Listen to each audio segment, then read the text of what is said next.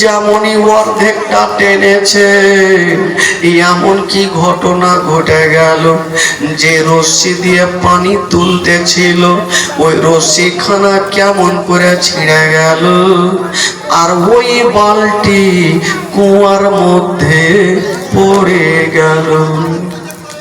যেমনই কুয়ার মধ্যে পড়ে গেছে, বাবা গো ধপাং করে শব্দ ওই ইহুদির কানে পৌঁছে গেল। ইহুদি দৌড়িয়া চলে আসিল, বলছেন ও গো আমিন বলে আমার বালতি খানা কেন তুমি ফেললে? আমার নবী বলছে ভাই রে, আমি তোমার বালতি নিজে থেকে ফেলি নাই, রশ্মি পচা ছিঁড়ে পড়ে গেছে ভাই, আমাকে 5টা মিনিট সময় দাও, আমি যাব আর কাঁটা রশ্মি নিয়ে আসিব, তোমার বালতিটা তুলে দিব। বলছেন না, তোমাকে সময় দেওয়া হবে না, আমার বালতি এক্ষুনি তুলে দাও। হায় রে দয়ার নবী মুস্তাফা বলছেন ভাই রে, আমাকে 5টা মিনিট সময় দাও, খোদার কসম আমি বালতি নিজে থেকে ফেলি নাই।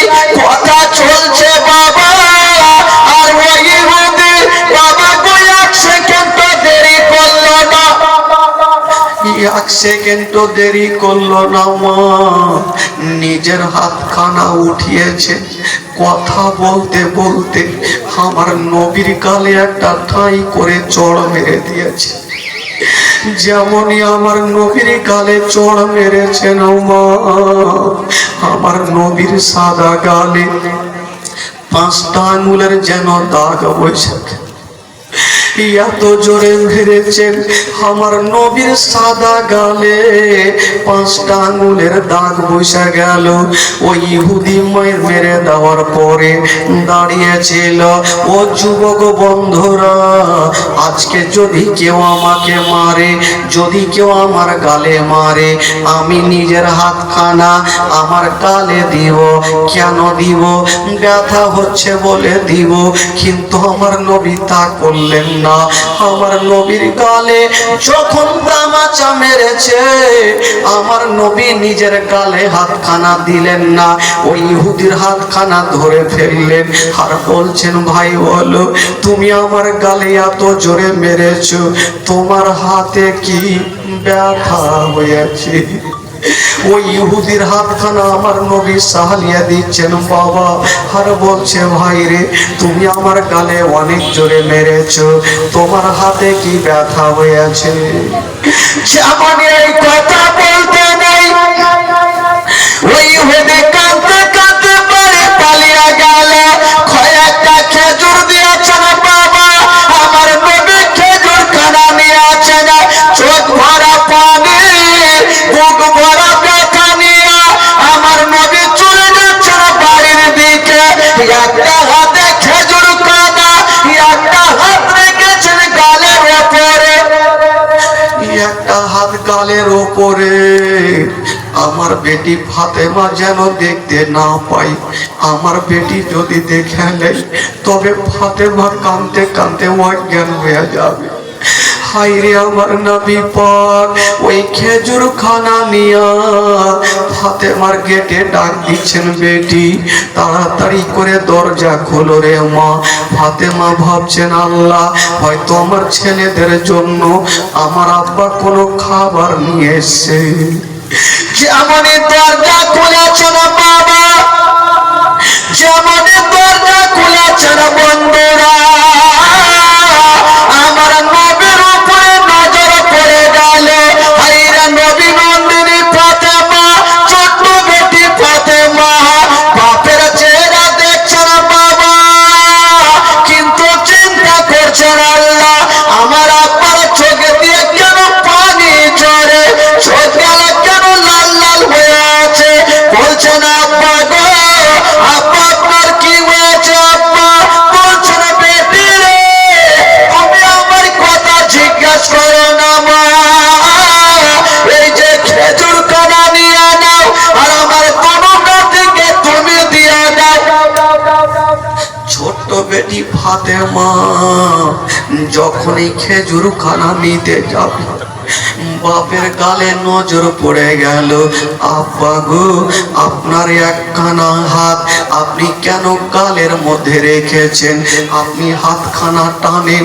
আমার নবী বলছেন, বেটি রে, আমি হাতখানা টানবো না।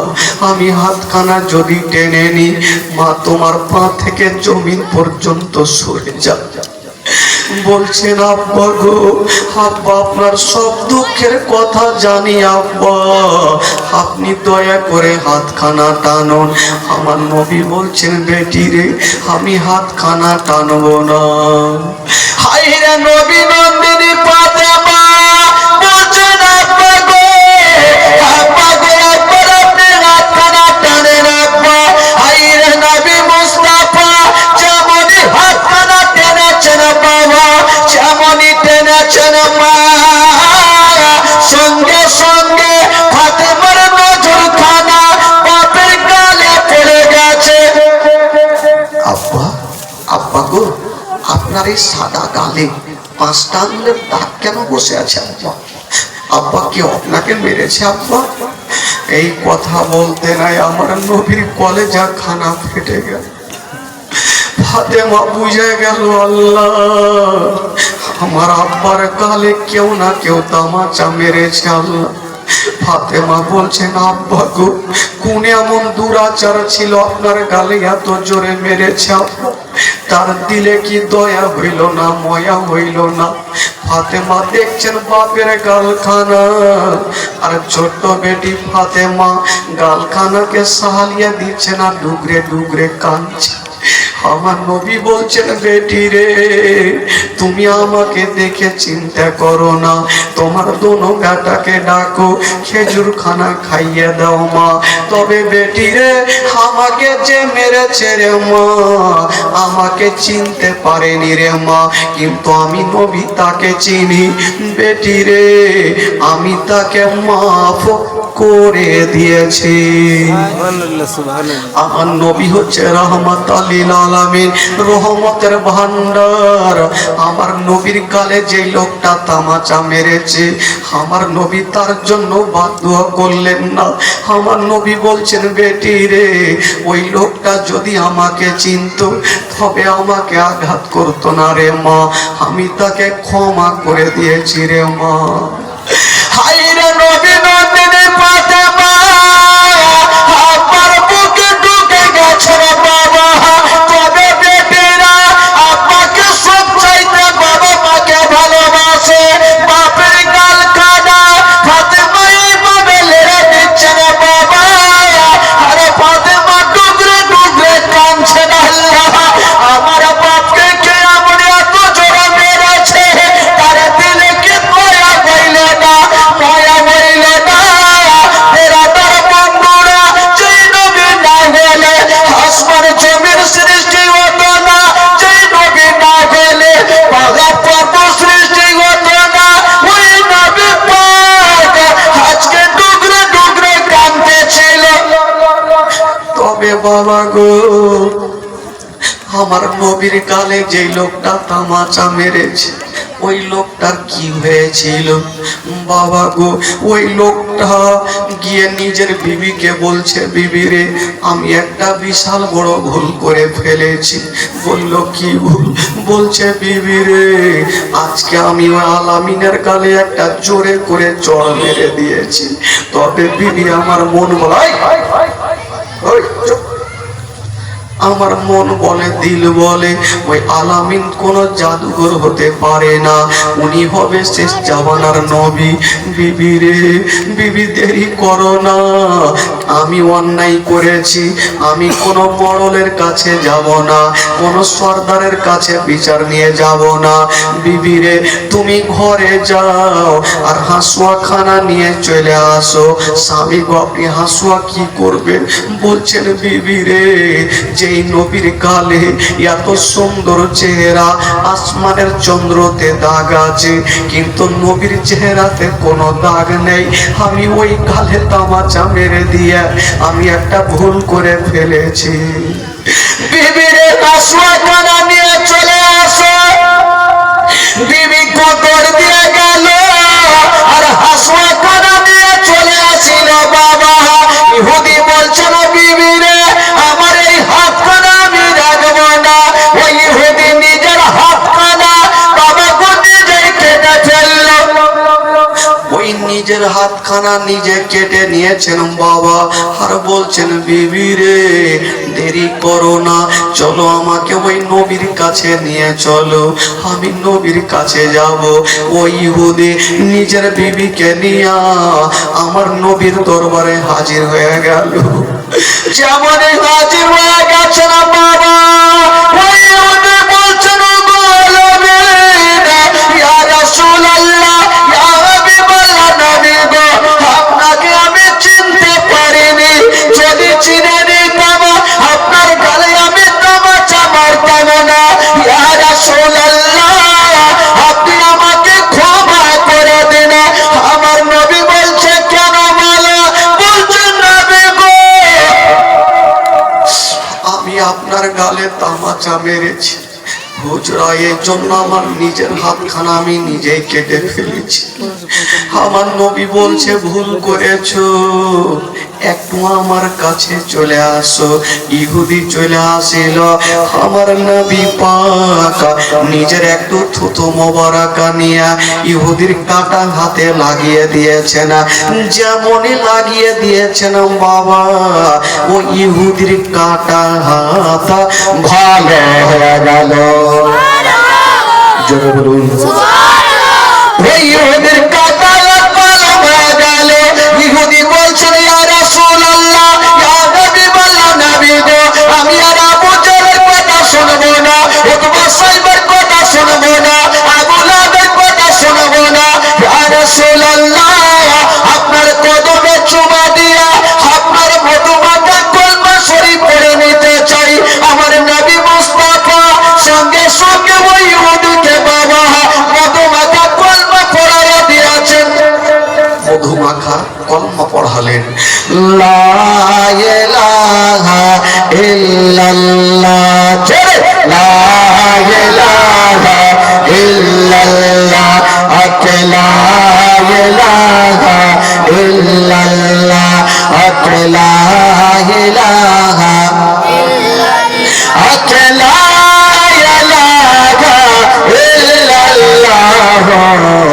মুহাম্মাদুর রাসূলুল্লাহ সাল্লাল্লাহু আলাইহি ওয়াসাল্লাম। জোরে বলুন সুবহানাল্লাহ, আরো জোরে বলুন, মাজমা দুই হাত তুলে বলুন তো সুবহানাল্লাহ।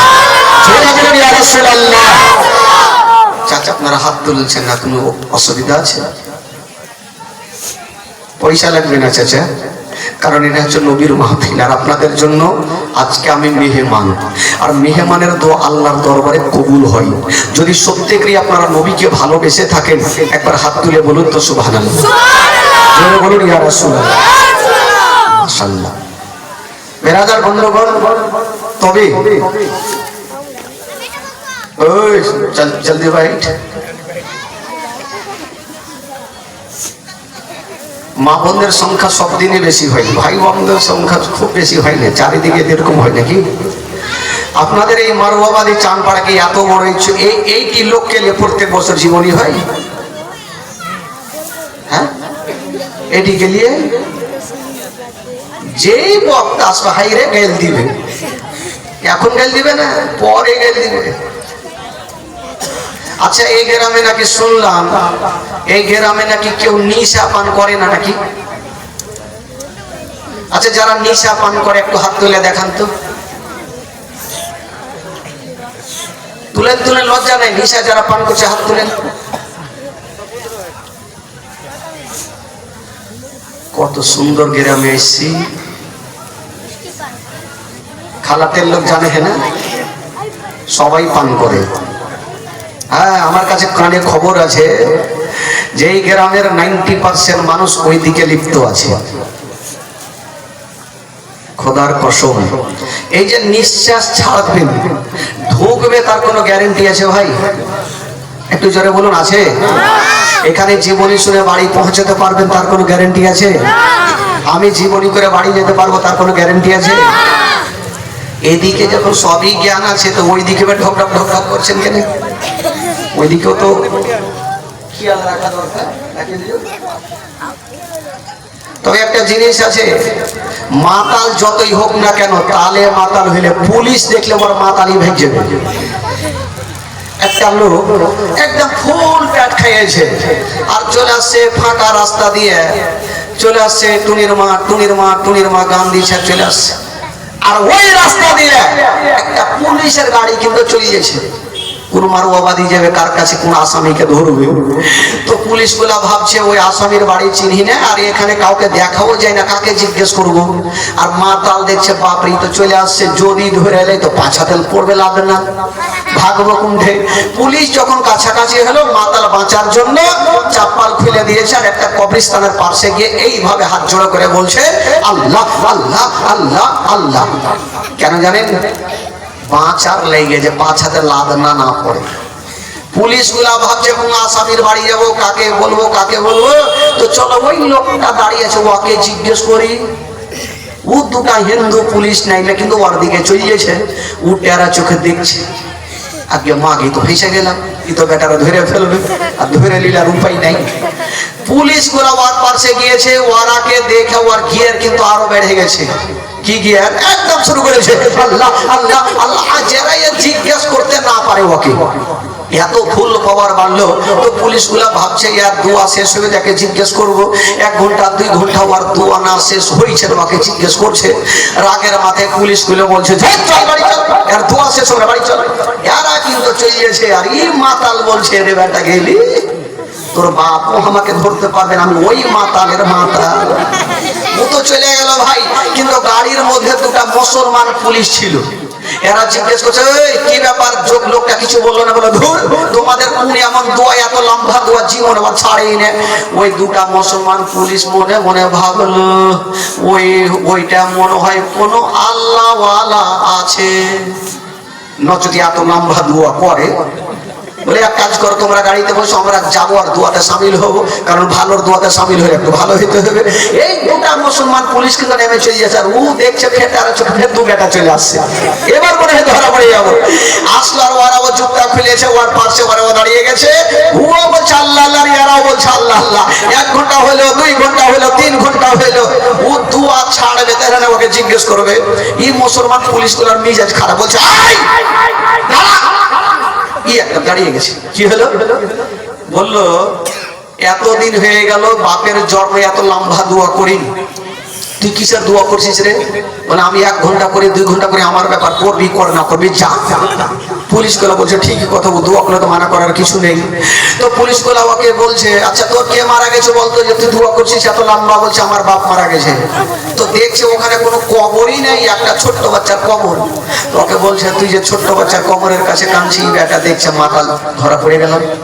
উচ্চট করে বলছে এই দারোগা বাবু, আপনি জানেন না আমার বাপ যখন এত বড় ছিল তখনই মরে গেছে। মাতাল তালে ঠিক আছে ভাই, এই খবরটা শোনা। একটা কথা মাথায় রাখবেন, নিশা পান করবেন না, কারণ নিশা পান করবেন না। দেখেছেন, হক কথা বলতে আমার কোনো ভয় নেই। কাজে আপনি আমাকে জীবনীতে ডাকেন আর না ডাকেন, আমি জীবনের কোনো পারোয়াই করি না। আমার 2টা নার্সিং হোম চলছে, আমি শিক্ষা রেখেছি, তার জন্য আপনাদের খিদমতে এসেছি। আমি টাকার পরোয়া করি না। মিল্কিতে মানিক চকে আমার লাখো লাখো টাকার ব্যবসা চলছে, কারণ আমি হক কথাই বলবো। তারই মদ খেয়ে যখন লোক চলবে, পড়ে থাকবে করে পড়ে থাকবে, কুত্তা কি ভাববে? ওর উঁচা জায়গা দেখে পেছাপ করে অভ্যেস আছে। ও যাবে দেখবে বাপরে কাঠ পড়ে আছে, মোটা কাঠ, ঠ্যাং চাড়কা দিবে হালাহালিয়ে। মাতাল বলবো আরো দাও, একটু লজ্জা করে। মুসলমানের ঘরে জন্ম হয়েছেন, একটু লজ্জা করেন ভাই। জীবনী জালসা বহুত করবেন, বক্তা প্রচুর পাবেন, কিন্তু বেরাদ একটু নিজের দিলটাকে, ইমানটাকে ঠিক করেন, তাহলেই লাভ আছে। 5 ওয়াক্ত নামাজ পড়েন, তাহলেই লাভ আছে। মা বাবাকে ভালোবাসেন, তাহলেই লাভ আছে। শরীরের গরম কদিন আছেন ভাই, আজ আনছেন কাল নেই, চলে যেতে হবে অন্ধকার ঘরে 3.5 হাত জায়গাতে। আপনি চিন্তা করেন এত বড় জায়গা যদি কোনো লাইট না থাকে, জেনারেটর না থাকে, অন্ধকারে একাই ভয় বসে থাকেন, রাত্রি 12টা হবে, একটা ইঁদুর যদি পাশ দিয়ে যেত ভয় কত লাগবে? লুঙ্গি ছাড়া ভাগবেন। এত বড় জায়গাতে যদি আপনাকে ভয় লাগে, তো 3.5 হাত জায়গাতে কি করে থাকবেন? ওইদিকে মাটি, উপরে টাটি, নিচে মাটি, কোনো দিকে উপায় নেই। বাবা গো, একটু দিলে চিন্তা করেন, জীবনই করছে করেন, কোনো মানা নেই, কিন্তু একটু পাক্কা নামাজি হয়ে যান, সত্যবাদী হয়ে যান। কালকে থেকে আপনারা 5 ওয়াক্ত নামাজ পড়বেন, কেউ নামাজ ছাড়বেন না। বেরাদার বন্ধুগণ, বাবাজি আমার ভাইরা, তবে নামাজের কথা বললাম ভাই, কেউ রাত করলেও ভালো আর না করলেও ভালো, হক কথাটাই বলবো। একবার মোহাম্মদে গোটা মাঝমা হাত তুলে বলুন সুবহানাল্লাহ, আরো জোরে বলুন সুবহানাল্লাহ, মাশাআল্লাহ। একবার জোরে সরে দরুদ পাঠ করুন, গোটা মাঝমা পড়ুন আল্লাহুম্মা সাল্লি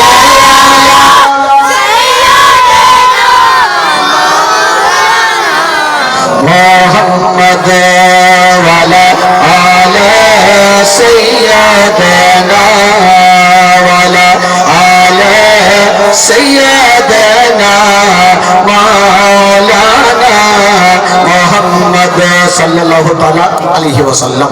বাবা গো, এই ঘটনা, একটা ঘটনা যে আপনাদের সম্মুখে তুলে ধরবো, এমন কোন মা বোন ভাই নাই যে তার চোখের পানি পড়বে না, খোদার কসম।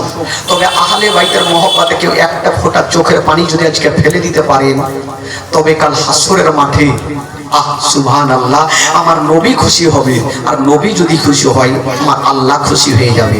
আসেন যুবকেরা, ঘটনা কাকে বলে মা গো, একটু শুনেন খালা, মন দিয়ে কেউ এদিক ওদিক করবেন না, আর বাচ্চাগুলোকে উঠায় ভাই চুপচাপ, আর কেউ কথা বলবে না। একদিন ইমাম হাসান হোসেনের বয়স কেতাবে লিখছেন 7 এবং 8 বছরের ছেলে। কয় বছর বললাম? 7 এবং 8 বছরের ছেলে। ফাতেমাতুজ জাহরা দোনো বেটাকে নিয়েছেন আর গালে মুখে চুমা খাচ্ছেন। হঠাৎ করে চুমা খাচ্ছেন আর চোখ দিয়ে পানি। আমার মা, আপনার মা যদি হঠাৎ করে আপনাকে ধরে গালে মুখে চুমা দেয় আর চোখ দিয়ে পানি পড়ে, অবশ্যই জিজ্ঞেস করবো, মা গো আজকে হয়তো আপনার কিছু হয়েছে, নচেত আপনি হঠাৎ করে চুমা খাচ্ছেন আর চোখ দিয়ে কেন পানি ঝরছে মা, অবশ্যই জিজ্ঞেস করবো। ফাতেমা দোনো বেটার গালে চুমা খাচ্ছে আর চোখ দিয়ে যেন ঝরঝর করে পানি ঝরছেন মা।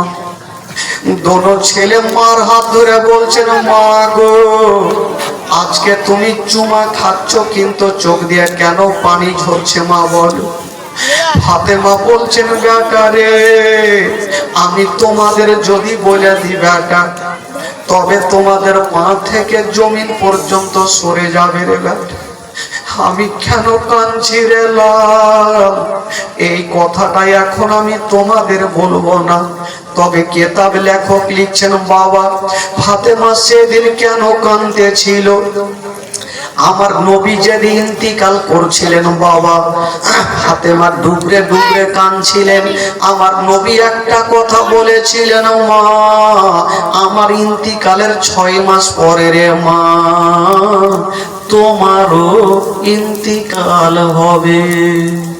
আজকে নবীর 6 মাস যখন হয়ে গেল, ফাতেমা ভাবছেন, আল্লাহ দুনিয়ার কথা মিথ্যা হতে পারে, কিন্তু আমার আব্বার কথা কখনো মিথ্যা হতে পারে।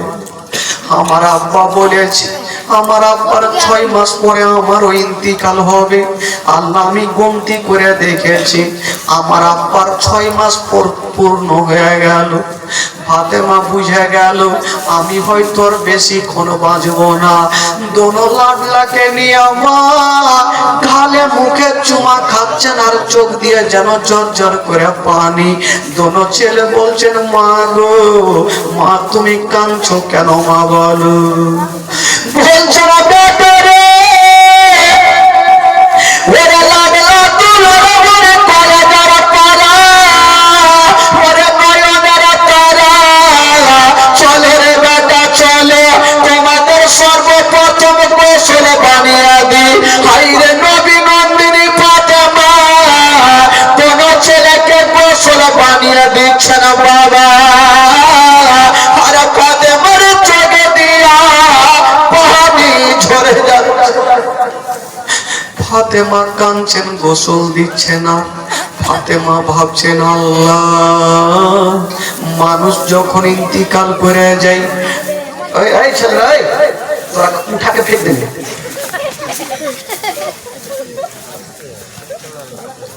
এখানে একজন কেউ বসেন তো ভাই, এখানে একজন কেউ বসেন তো, কেউ একটা কমিটি বসেন, এখানে লাঠি নিয়ে বসেন, চুপচাপ বাইট।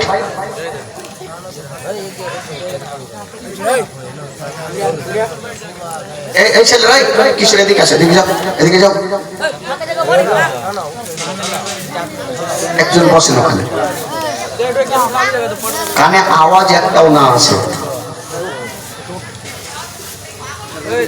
আচ্ছা আপনি ওখানে বসেন, আপনি বসে যান ওখানে, সব ঠিক হয়ে যাবে, বসে যান। একটু শুনেন ভাই, একটু চোখের পানি ফেলে নবীর মোহব্বতে, আলে বাইতের মোহব্বতে। ফাতেমা তো যারা গোসল বানিয়ে দিচ্ছেন আর ভাবছেন আল্লাহ, মানুষ যখন ইন্তিকাল করে যায় তখন তাকে শেষবারের মতো গোসল দিতে হয়। আল্লাহ, আমি দোনো বেটাকে গোসল বানিয়ে দিচ্ছি, আর মনে হয় কোনদিন গোসল দিতে পাবো না। হাই রে দোনো ছেলেকে গোসল বানিয়ে দিয়েছে না, আরে সুন্দর সুন্দর পোশাক পরিয়ে দিয়েছে না,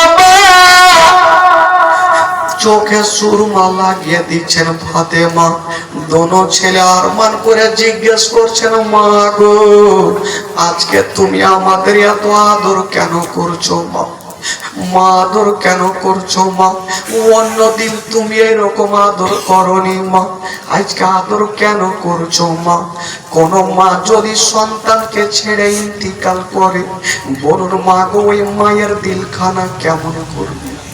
হাইরে নবী নন্দিনী ফাতেমা বলছেন, বেটা রে একটা কথা বলবো রে বেটা, একটু আমার পাশে চলে আসো। দোনো বেটা এসেন, মার কোলে বসে গেছে। মা গো মা তুমি বলো কি বলবে মা? বলছেন, বেটা রে বেটা একটা কথা বলি রে বেটা, আমি হয়তো আর বেশিক্ষণ বাঁচবো না রে বেটা। ইমাম হোসেন দেরি করলেন না, কাঁদতে কাঁদতে মার মুখে হাত দিয়ে বলছেন, মা গো মা গো মা, যার মা জগতে নাই তার দুনিয়াতে মা কিছুই নাই। মা গো তুমি হঠাৎ করে মরণের কথা কেন বললে মা? আমার অন্তর খানা ফাটছে মা, আমার কলেজা খানা ফাটছে মা। মা তুমি যদি চলে যাও মা, আমাদের সারাটা জীবন অন্ধকার হয়ে যাবে। হায়রে নবী নন্দিনী ফাতেমা, তোমার ছেলেকে বুকে লাগিয়ে নিয়েছে রে বাবা, আরে টুকরে টুকরে কাঁদছে রে মা। ওরে বাবা রে, ওরে লাডলা দুলারা, তোমরা চোখের পানি বেটা তোমরা কান্দিও না। হাজার হইল মা যখন সারা জীবনের মতো সন্তানকে রেখে যাবে, ভাবছেন আল্লাহ আমি যখন দুনিয়াটা ছেড়ে যাব, আমার দোনো বেটার দেখভাল কে করবে?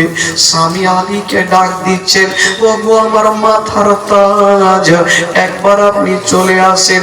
শেরে খোদা আলী চলে আসিল। ফাতেমা বলো তুমি কি বলছো বলো? বলছেন, স্বামী গো একবার আমার পার্শ্বে বসে আপনাকে শেষের সময় একটা কথা আমি বলবো। ফাতেমা আলীকে, আলীর হাতখানা ধরে পার্শ্বে বসিয়েছেন। বাবা আলী বড় বড় চোখ করে দেখছেন, আল্লাহ আজকে ফাতেমা আমাকে কি বলবে?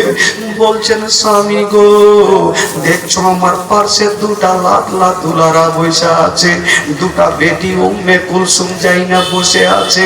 স্বামী গো আমার বেটাদের হাতখানা আমি আপনার হাতে সঁপে দিলাম, কোনোদিন দুঃখ দিয়েন না, কোনোদিন কষ্ট দিয়েন না। হায়রে শেরে খোদা আলী বলেছিলেন, ফাতেমা আজকে তুমি এই ধরনের কথা কেন বলছো বলো? বলছেন, স্বামী গো আপনি ভালো করে জানেন দুনিয়ার কথা মিথ্যা হবে, আমার আব্বার কথা মিথ্যা হবে। আমার আব্বা বলেছিল আমার ইন্তিকাল পর, ইন্তিকালের 6 মাস পরে বেটি তোমার ইন্তিকাল হবে। স্বামী গো, আজকে আমার 6 মাস হয়ে গেল আমার আব্বার ইন্তিকালের, আমি আজকে দুনিয়াটা ছেড়ে চলে যাব। শেরে খোদা আলীর হাতে দোনো বেটা দোনো বেটির হাতখানা সঁপে দিয়েছেন। শেরে খোদা আলী সবাইকে বুকখানে রেখেছেন। হায়রে নবী নন্দিনী ফাতেমা বলছেন, স্বামী গো, আমার দুটা বেটাকে আর দুটা বেটিকে একটু ঘরের মধ্যে রেখে আসেন। ছোট ছোট বেটি জাইনাব উম্মে কুলসুম দেখছেন মার দিকে, মা কেন কাঁদছে, আব্বা কেন কাঁদছে, আব্বা কেন কাঁদছে।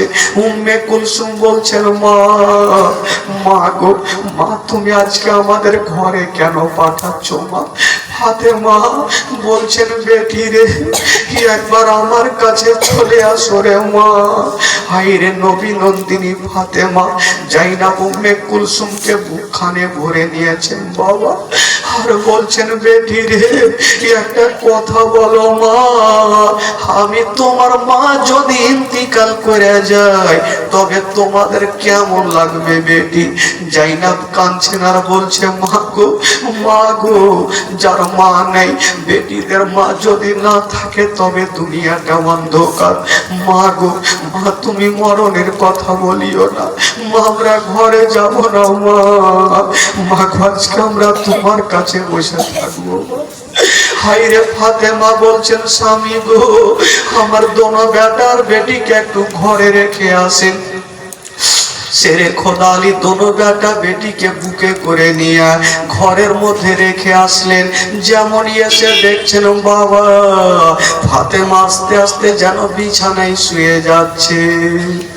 শেরে খোদা আলীকে ডাক দিচ্ছেন, স্বামী গো, একবার আমার কাছে এসে বসেন। শেরে খোদা আলী বিবির পাশে বসেছেন। ফাতেমা, আচ্ছা বলো কি বলছো? বলছে, স্বামী গো, আমি আপনার সঙ্গে ঘর সংসার করলাম, যদি কোনোদিন চলাতে ফিরাতে আমার ভুল ত্রুটি হয়ে থাকে স্বামী গো, আমাকে বিবি বলে ক্ষমা করে দিন। শেরে খোদা আলী ডুবরে ডুবরে কাঁদছে। ফাতেমা, তোমার কোনো ভুল নাই, তোমার কোনো ত্রুটি নাই। ফাতেমা, তুমি মরণের কথা বলিও না, কথা চলছে বাবা। হায়রে নবী নন্দিনী ফাতেমা স্বামীর হাত ধরে কাঁদছেন আর বলছে, স্বামী গো, যখন আমার ইন্তিকাল হয়ে যাবে আমার হাসান হোসাইন আমার পাশে দাঁড়িয়ে দাঁড়িয়ে কাঁদবে, আমার দুটা বেটি দাঁড়িয়ে দাঁড়িয়ে কাঁদবে, মা মা বলে কাঁদবে। স্বামী গো, আমার দোনো বেটিকে একটু বুকখানে লাগিয়ে সান্ত্বনা দিবে, দোনো বেটাকে বুকখানে লাগিয়ে সান্ত্বনা দিবে বাবা। এই কথা বলে দিয়া হায়রে নবী নন্দিনী ফাতেমা একবার ওপরে নজর করেছেন বাবা, আরে যেমনই নিচে নজর করেছেন দেহ থেকে রূহ পারওয়াজ হয়ে গেল। সকলে পড়ুন, ইন্না লিল্লাহি ওয়া ইন্না ইলাইহি রাজিউন। ফাতেমা দুনিয়া ছাড়লেন। যখন মানুষ ইন্তিকাল করে যায় তখন সাদা কাপড় নিয়ে চলে আসে বাবা। ফাতেমা ইন্তিকাল করেছেন বাবা, সাদা কাপড় নিয়ে আসা হইল, ফাতেমাকে পরিয়ে দিয়েছেন, খাটলাতে রেখেছেন। কিন্তু ইমাম হাসান হোসেন ভাবছেন, আল্লাহ গো, আল্লাহ, আমাদের বাড়িতে লোকের ভিড় কেন?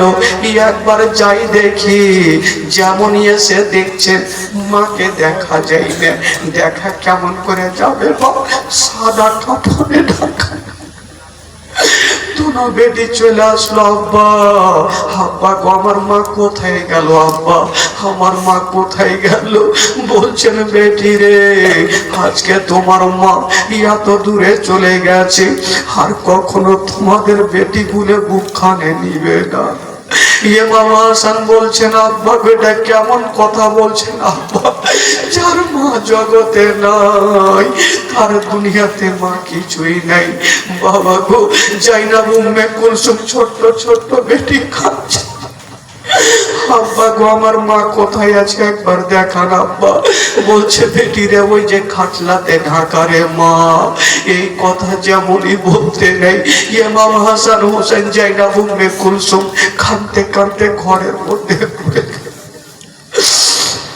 যেমনই ঘরের মধ্যে পড়ে গেছে, এইদিকে বাবা গো ওই খাটলা খানা নিয়ে যাবে 3.5 জায়গাতে, যেমনই উঠাতে যাবে ইমাম হাসান হোসেন চলে আসিল, বাপের হাত ধরেছেন, আব্বা গো আব্বা আমার মাকে নিয়ে চলে যাবেন আব্বা, হাত মাকে তো দেখতে পাবো না আব্বা, আব্বা গো একবার একটা কথা বলবো আব্বা, একবার খাটলা খানা নামিয়ে দেন, একবার বাঁধন খানা খুলে দেন, শেষের সময় একবার আমি মার চেহারা খানা দেখতে আর মাকে দেখতে পাবো না।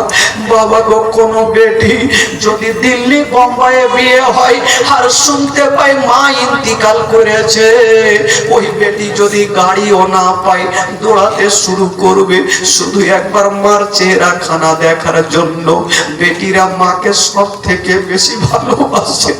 যাই না ঘুমে কুলসুম এসে বলছেন আব্বা গো আব্বা একবার বাঁধন খানা খুলে দিন আব্বা, শেষের সময় একবার মার চেহারা খানা দেখবো আব্বা, আর দেখতে চাইবো না। বাবা গো মুখে বলছে, চোখ দিয়া পানি আর মুখ দিয়ে একটা ছন্দ বের হচ্ছে, সাদা কাফন পরাইয়া হাতের গোলাম ছিটাইয়া কাঁধা করে নিয়ে যাবে অন্ধকার কবরে, তারা একবার মুখটা দেখে, তারা একবার মুখটা দেখে গোয়া বাজার, তারা একবার মুখটা দেখে, তারা একবার মুখটা দেখে গোয়া বাজার, তারা একবার মুখটা দেখে। শত শত লোকেরা নিয়ে যাবে বলিয়া, শত শত লোকেরা নিয়ে যাবে বলিয়া, জানা চরণা পাঁচু পেড়ে, জানা চরণা পাঁচু পেড়ে কবরেতে রাখিয়া, তারা একবার মুখটা দেখে, তারা একবার মুখটা দেখে গোয়া বাজার, তারা একবার মুখটা দেখে কবরেতে রাখিয়া 3 মুষ্টি মাটি দিয়া, কবরেতে রাখিয়া 3 মুষ্টি মাটি দিয়া, শত শত লোকেরা ভাই, শত শত লোকেরা ভাই ছেড়ে যাবে চলিয়া, তারা একবার মুখটা দেখে, তারা একবার মুখটা দেখে গোয়া বাজার, তারা একবার মুখটা দেখে, তারা একবার মুখটা দেখে গোয়া বাজার, তারা ইমাম হাসান বলছেন আব্বা একটু বাঁধন খানা খুলে দিন আব্বা, শেষের সময় একটু মার চেহারা খানা দেখতে চাইব। কোন বাপ যদি কোন বেটা যদি বাপকে এরকম বলে, কোন বাপের দিল এমন নাই যে করবে না। শেরে খোদা আলী কাঁদতে কাঁদতে বেটাকে বুকে লাগিয়ে বলছে কি আছো গো, একবার বাঁধন খানা খুলে দাও, আমার বেটি বেটাকে একবার তাদের মায়ের চেহারা খানা দেখতে দেয়। বাঁধন খানা খুলেছে, ছোট্ট যাইনা উম্মে কুলসুম ছোট্ট ছোট্ট বেটা কাঁদতে কাঁদতে মার সামনে চলে এসছে। আব্বা গো আব্বা আমার মা কেন জাগে না আব্বা, আমার মা কেন কথা বলে না? মনে হচ্ছে মাকে দেখছেন মার উপরে পড়ে যাবে। বাবা গো, শেরে খোদা আলী সবাইকে ধরে নিয়ে বলছে, বেটি তোমরা ঘরে যাও রে মা, তোমার মাকে এখন নিয়ে যাব। অন্ধকার ঘরে সবাই থাকলো, কাঁদতে থাকলো। আর ফাতেমাকে নিয়ে যাওয়া হলো অন্ধকার ঘরে। 3.5 হাত জায়গাতে রেখেছেন বাবা। তবে চলো একটা কথা মাথায় রাখেন, বা কেউ দুনিয়াতে থাকেনি মা, কেউ থাকবে না। নবী নন্দিনী ফাতেমাকে কবরে রাখা হয়েছে। তবে বাবা গো, সবাই চলে গেছে, মাটি দিয়ে সবাই চলে গেছে। মা শেরে খোদা আলী একটা গাছের তলাতে দাঁড়িয়ে দাঁড়িয়ে কাঁদছে। ওই দিক থেকে, বাড়ির দিক থেকে একটা লোক চলে আসিল। আলীর হাত ধরে বলছে, আলী তুমি কান্দিও না। বললে কেন? আমার বিবি ফাতেমা চলে গেছে, আমার মনটা ভালো নাই। বলছে, আলী গো, এখন যদি তুমি বিবির জন্য কান্দো, তোমার তো বিবি চলে গেছে।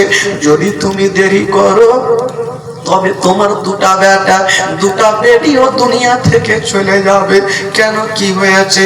বলে, আলী গো, যখন আমরা বাড়ি যাচ্ছিলাম, দেখছি আপনার 2টা ছোট্ট ছোট্ট বেটি গাছের তলাতে মা মা বলে কাঁদছে। 2টা বেটা গাছের তলাতে গোড় দিচ্ছেন, মা মা বলে কাঁদছে। আলী দৌড় দিয়ে গেল, ইমাম হাসান হোসেনকে বুকখানে লাগিয়েছে। বেটারে তোমরা কাঁদছো কেন? হাব্বা গো, হাব্বা আমার মাকে কোথায় রেখে আসলেন আব্বা? হাব্বা গো, একবার মার কাছে যাব, মাকে ছাড়া থাকতে পারবো না আব্বা। ছোট্ট কালে যারা মাকে হারিয়েছে, যারা মার ভালোবাসা পায়নি, তারা ভালো করে জানে কতটা কষ্ট হয় রে বাবা। একবার যদি যতই বিপদে থাকে না কেন, একবার শুধু মুখে মা শব্দখানা বললেন, সমস্ত বিপদ মনে হচ্ছে দূরে সরে যাবে। হাইরে নবী নন্দিনী ফাতেমা দুনিয়া থেকে চলে গেছেন। ইমাম হাসান হোসেন বলছেন, আব্বা গো, আব্বা একবার আমাদের নামিয়ে দেন আব্বা, একবার আমরা যাব, মার কাছে যাব। বেটাদেরকে বুকে ধরেছেন। 2টা ছোট্ট ছোট্ট বেটি গুটি গুটি পায়ে দৌড় দিয়ে চলে আসছে। আব্বা গো, আব্বা আমার মাকে নিয়ে গেলেন, কোথায় আছে আমার মা? বলছেন, বেটি যাইনাব রে, বেটি তুমি কান্দিও আরে মা কান্দিও না। উম্মে কুলসুম একদিকে কাঁদছে, যাইনাব একদিকে কাঁদছে, ইমাম হাসান একদিকে কাঁদছে, ইমাম হোসেন একদিকে কাঁদছে, মা মা বলে সবাই কাঁদছে। ইমাম শেরে খোদা আলী বলছে, তোমরা মা মা বলে কান্দিও না, মা মা বলে কান্দিও না। এই জন্য তো কবি লিখেছেন, বাবা মা মা বলো না, মা গো মা বলো না, মা মা বলো না, মা গো মা বলো না। মায়ের সেবা না করিলে, মায়ের সেবা না করিলে জান্নাত মিলবে না। মা মা বলো না, মা গো মা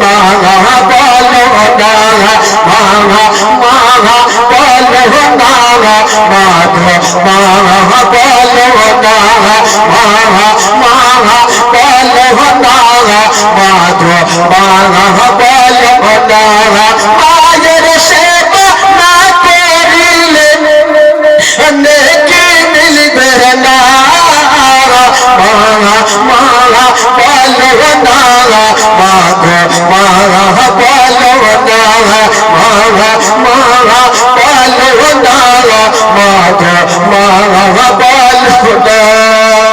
দুটা বেটি এসে বলছেন, কি বলছেন? ও দয়াম্মা কোথায় গেলে আমারে ছাড়িয়া, ও দয়াম্মা প্রাণে একাই আমার ভালো লাগবে না, ও দয়াম্মা কোথায় গেলে আমারে ছাড়িয়া, ও দয়াম্মা প্রাণে একাই আমার ভালো লাগবে না, ও দয়াম্মা যেও না ছেড়ে, ও দয়াম্মা যেও না ছেড়ে আমায় চলিয়া, মাগো মাগো বলো না মাগো মাগো বলো না মাগো মাগো বলো না মাগো মাগো বলো না মাগো মাগো বলো না মাগো মাগো বলো না মায়ের সেবা না করিলে জান্নাত মিলবে না, মাগো বলো না মাগো মাগো। দোনো বেটা বলছেন আব্বা আব্বা গো একবার আমাদের কোল থেকে নামিয়ে দেন আব্বা, একবার যাব মার কাছে যাবো আব্বা। ইমাম শেরে খোদা আলী বলেছিলেন বেটা রে সবাইকে একদিন দুনিয়াটা ছেড়ে চলে যেতে হবে রে বেটা, কেউ থাকেনি আর কেউ থাকবে না, বেটা বেটিকে সান্ত্বনা দেওয়া ছাড়ার কোনো উপায় নেই রে বাবা। আজকাল যদি কোনো বাড়ি থেকে একটা মা দুনিয়া ছেড়ে দেয় ছোট্ট বেটা বেটি কাঁদবে, তখন কি করে সান্ত্বনা দিবে? সবাইকে পাশে দাঁড়িয়ে যাবে, আজকে তুমি কান্দিও না, সবাইকে দুনিয়াটা ছেড়ে যেতে হবে। সেই সময় তাকে বুঝিয়ে দিলেন, সান্ত্বনা দিয়ে বুঝিয়ে দিলেন, কিন্তু যতদিন পর্যন্ত ওই সন্তানটা থাকবে কিন্তু মার ভালোবাসা পাবে না, বরং তার দিলখানা কতটা কাঁদবে। বাবা গো যার মা জগতে নাই তার দুনিয়াতে কিছুই নাই, তার দুনিয়াটা অন্ধকার। ইমাম হাসান হোসেন বলছেন আব্বা গো আব্বা একবার কোল থেকে নামিয়ে দেন আব্বা, একবার মার কাছে যাব। দুনো বেটা কোল থেকে নেমে গেল আর মার কবরের দিকে দৌড়াতে আরম্ভ করেছেন। ইমাম হাসান হোসেন দৌড়াচ্ছেন, শেরে খোদা আলী পিছন থেকে দৌড়িয়েছেন, দুই বেটাকে ধরেছেন। ওইদিকে দোনো বেটি গাছের তলায় বসে গেছেন, ছোট্ট ছোট্ট বেটি ডুগরে ডুগরে কাঁদছেন আর বলছেন আব্বা গো আব্বা আমার মা কোথায় গেল? ছোট্ট ছোট্ট বাচ্চা 4-5 বছরের ছোট্ট ছোট্ট বেটি, তারা কেমন করে বুঝবে মরণটা কাকে বলে, কাকে মরণটা বলে?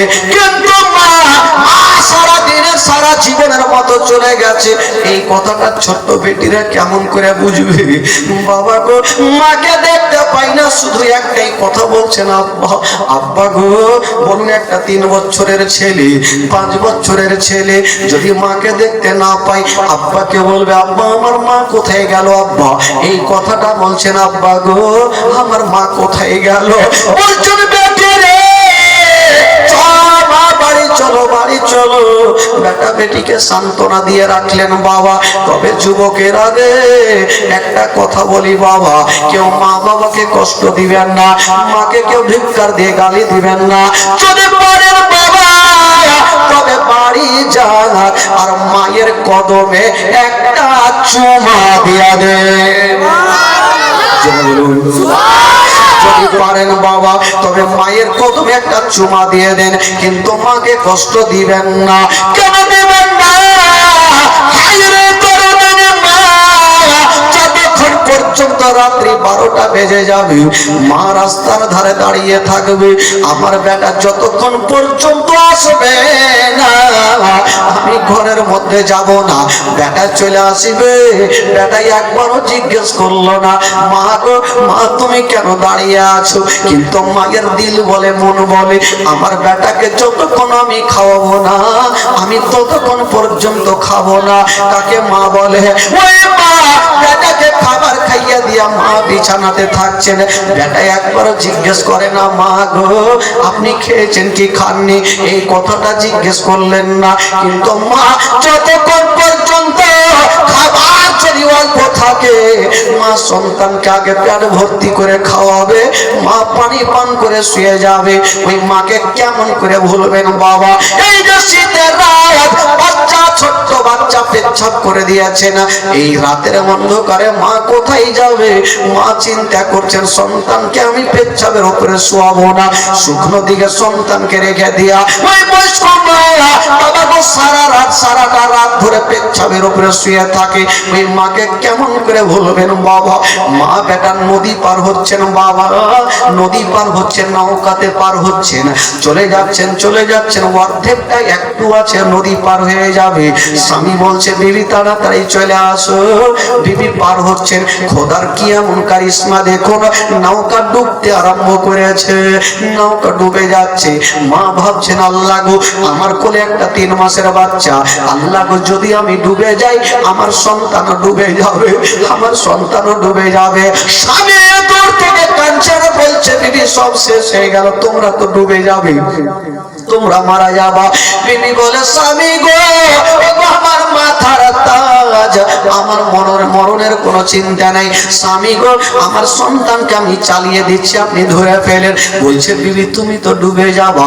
বলছে স্বামী গো আমার যদি মরণ হয়ে যায় কোনো যায় আসে না, কিন্তু মায়ের সামনে যে মা 9 মাস 10 দিন ধরে গর্ভে রেখেছে, মা দুগ্ধ পান করিয়েছে, আর ওই মায়ের সামনে যদি সন্তান ডুবে যায় এ মা সহ্য করতে পারবে না। বাবা গো ওই মুহূর্তে সন্তানকে বাঁচিয়ে মা নদীতে ডুবে যাচ্ছে, ওই মাকে কেমন করে ভুলবেন বাবা? ও যুবকেরা একটাই কথা বলে দি বাবা গো, যাদের মা বেঁচে আছে পারেন গো তবে মার কদমে চুমা দিবেন, মার বাদ দোয়া কারেন্টের মতো লেগে যায়, মা যদি দোয়া করে দেয় আল্লাহ দরবারে কারেন্টের মতো দোয়া কবুল হয়ে যায়। আল্লাহ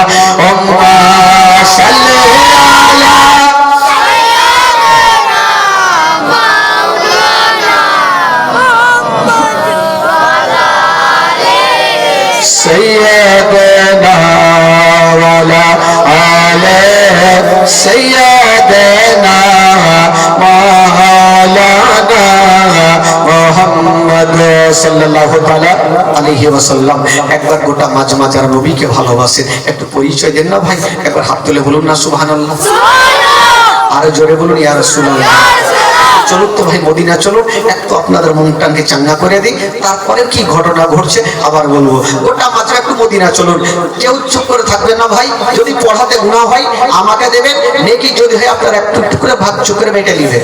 আপনাদের খোট্টা ভাষাতে কি বলে জানি না, কি বলে একটু একটু করে বেটে নেবেন, এটা খোট্টাতে কি বলে?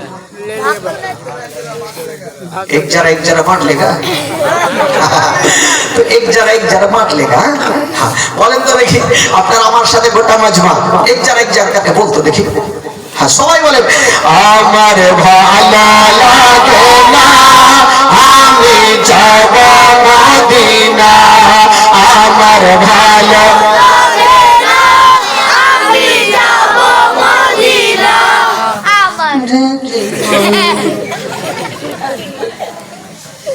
দেখে খেলা কোন তেরে পাড়ে এরকম পড়বে, এতগুলো আছেন মাশাআল্লাহ, কালকে থেকে আজকের লোক ভালো আছে, তবে এরকম পড়লে চলবে না ভাই, একটু গোটা মাজমা জোরে পড়বে, পড়াতে গুনাহ হবে না ভাই, তাহলে ঈমান তাজা হবে। মুখে কাপড় রাখবে না কেউ, মুখে কাপড় রাখছে তো পড়বে তো আওয়াজ আসবে ধরে। করোনা নাই ভাই, করোনা চলে গেছে, পড়ুন দিল থেকে পড়ুন, জোরে পড়ুন আমার ভালো লাগে না আমি আরেকটু জোরে হবে আমার ভালো লাগে না আমি আমার ভালো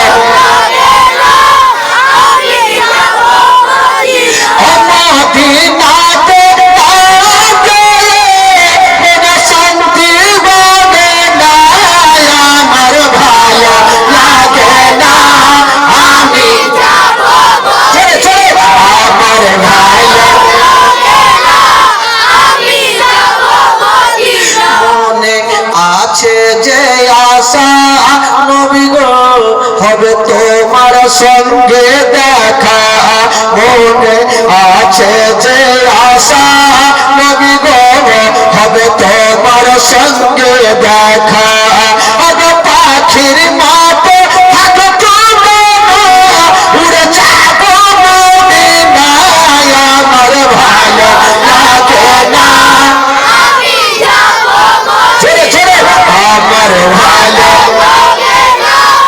আমি যাব আমার ভালো লাগে না আমি যাব মদিনা পাঁচ ওয়াক্ত নামাজ যারা করিবেন আদায় জোরে বলুন সুবহানাল্লাহ। আচ্ছা যারা 5 ওয়াক্ত নামাজ পড়েছেন একটু হাত তুলে দেখান তো যারা নামাজ পড়েছেন কে কিছু না রে তাকবীর যারা 5 ওয়াক্ত নামাজ পড়ছেন একটু হাত তুলেন দিল থেকে হাত তুলেন তো দেখি কটা আছেন একটু দেখেই নিন 1 2 3 6টা আচ্ছা যারা পড়ে না তারা একটু হাত তুলেন লজ্জা নাই পড়ি না মানে পড়ি না হাত তুলেন না এদিকে নাই উদিকে না এদিকে না ওইদিকে কোনো দিকে নেই একটা লোক রাগের মাথায় চলে এসে যখনই মাওলানা নামাজের কথা বলেছে চলে এসে আয় মাওলানা সাহেব শুধু নামাজ করছে বলে বলবো না তো কি বলবো বলে বিনা বুঝিতে নামাজ হবে কি তো মাওলানার মিজাজ খারাপ হবে কি হবে না বলছে ঠান্ডার দিনে উঁচু করতে পারি না তো কি করবো বিনা উঁচুতে হবে কি বলে মাওলানা সাহেব রাগের মাথায় ওকে বলছে যা হয়ে যাবে তোর যা এই লোকটা চিন্তা করলো বাপরে বিনা উঁচুতে নামাজ হবে তো পড়বো না কেন এই লোকটা ফান ফান করে চলছে মাওলানা সাহেব দেখলো বাপরে এই লোকটা তো গোটা গ্রামকে পিটিয়ে দিবে যে বিনা উঁচুতে নামাজ হবে মশলা শিখেছি ডাকলে শোন বিনা উজুতে নামাজ হইবে তবে একটা উপায় আছে যদি কোনো অসুখ থাকে কোনো ব্যারাম থাকে তবে তাইয়ামুম করে নামাজ পড়তে হবে তাইয়ামুম বুঝলেন তো তাইয়ামুম কাকে বলে বুঝলেন যে ঢেল হোক বা মাটি হোক নিয়ে তাইয়ামুম করে একটা নামাজ পড়তে হবে উজু না করলেও হবে যদি অসুখ থাকে পানি ধরলে আপনার অসুবিধা হচ্ছে তাইয়ামুম করবেন তো ওই লোকটা মনে মনে ভাবলো আমি সারা জীবন অসুখের বাহান করব তাইয়ামুম করে নামাজ পড়বো না পানি ধরবো না ঝামেলা হইবে বাড়ি যাবার বিবিকে বলছে ও রহিমা কি মা কি বলছে বিবির নতুন মশলা শিখাইছি তাই এমন করে নামাজ পড়বো তুমি একটা ঢেল মাটি ঢেল বলে না কি বলে আপনাদের ঢেলা ঢেলা ঢেলা তো ঢেলা নিয়ে সুন্দর আমার বিছানা দিকে রেখে দিও পায়ের দিকে সকালে আজান হবে তখন তাই এমন করে নামাজ পড়তে যাব বিবি ভাবলো বাপরে স্বামী যখন নামাজি হয়েছে তো খুশির খবর বিবি গেল মাঠে ঢেল খুঁজতে ঢেল পাইল না পায়ে লাগলো কাঁটা রাগের মাথায় বিবি বলছে থাম কিসকো দেখে তোমার লেগে আমার পায়ে কাঁটা ঘুরবে ও ঢেল নিল না বাড়ি ঘুরে চলে আসলো আর ওই রান্না ঘরে ঢুকে রুটি পাকা খোলা নিয়ে যে উল্টা করে রেখে দিয়েছে খোলা বুঝলেন খোলা কি বলে আপনাদের ভাষায় ছাপড়ি খাপড়ি আগে মা বাপের কালে শুনিনি খাপড়ি খাপড়ি উল্টা করে রেখে দিয়েছে আর এই মোটা বুঝে পাগলা ভাবছে হয়তো বিবি তো রেখেছে ঘুমিয়েছে আরামে ঠিক ঘুমিয়েছে সকাল বেলাতে মসজিদে আজান হচ্ছে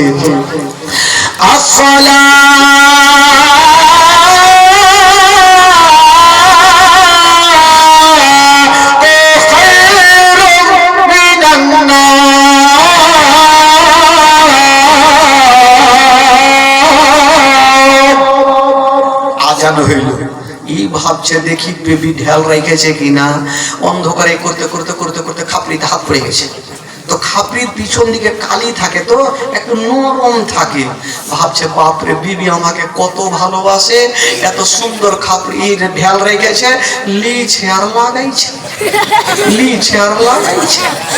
লাগিয়ে লাগিয়ে কালুয়া ভূত হয়ে গেছে আর ওই অবস্থায় মসজিদে চলে গেছে নামাজি গুলাতে চাকে মাকে কোন ভূত চলে এলো লাগিয়েছে দুচা সাহার আর হাড়ি চুরি করেছ ই ভাবছে যে মনে হয় নতুন নামাজি হইলে বোধহয় মেয়ের খেতে হয় দুই চার সাহার খেয়ে তো বাড়িয়ে গেছে, ওর বিবি ওইদিকে দিয়েছে দুই চার সাহার। কার হাঁড়ি চুরি করেছে? বলে কি হয়েছে? একটু আইনাকে চেহারা দেখো, যেমন আইনাকের সামনে যাচ্ছে তো হুলমানের মতন হয়ে গেছে। ওই তো অবস্থা ভাই, নামাজ পড়বেন তাইলে না হাত তুলবেন। একবার মহব্বতে জোরে বলুন সুবহানাল্লাহ। এবার ঘুমটা ভেঙে গেছে ভাই, ঘুম থাকলেই ঝামেলা হবে, ঘুম তো ভাঙাইতে হবে। বাবা গো, বন্ধুগণ, বাবাজি একটু চলুন মদিনা, গোটা মাজমা আমার সঙ্গে চলুন, কেউ চুপ করে থাকবে না। আমার ভালো লাগে না আমি যাব মদিনা, আমার ভালো আমি যাব মদিনা।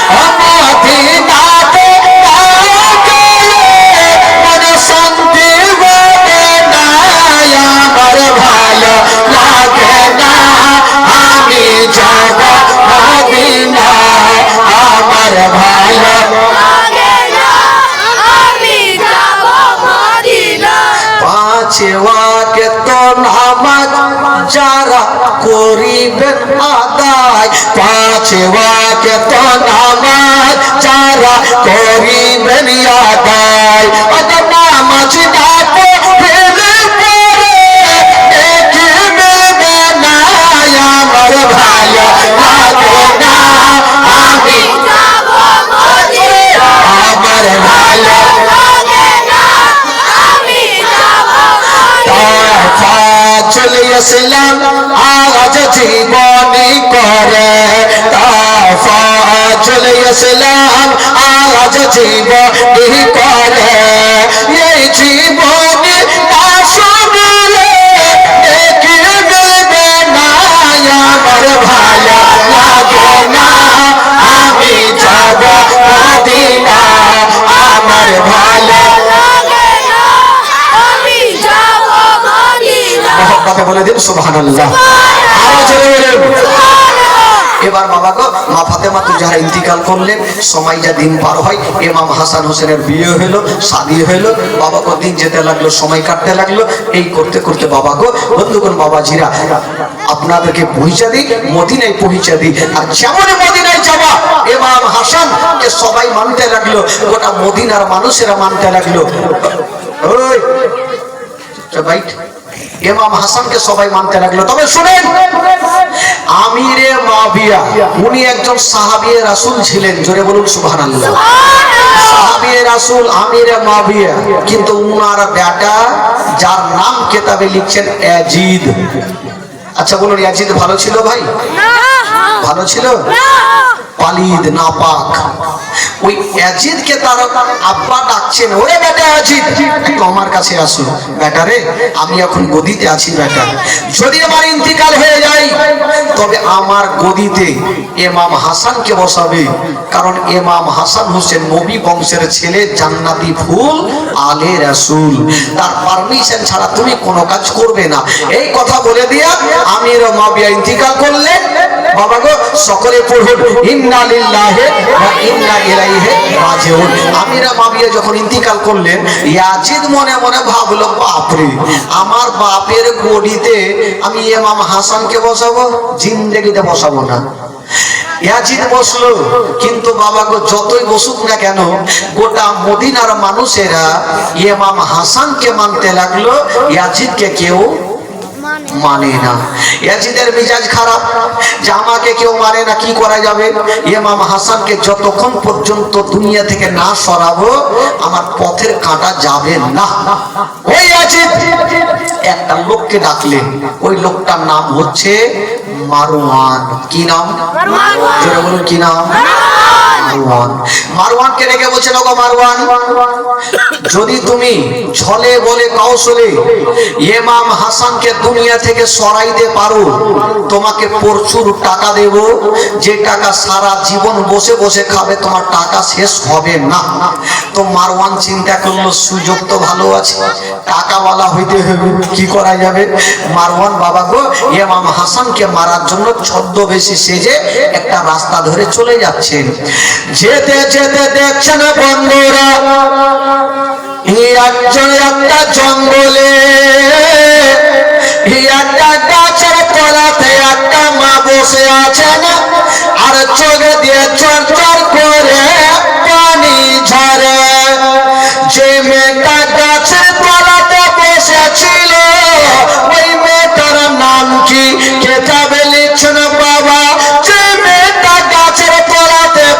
ছিল ওই মেয়েটার নাম হইল মাইমুনা কুটনি। কি নাম বললাম?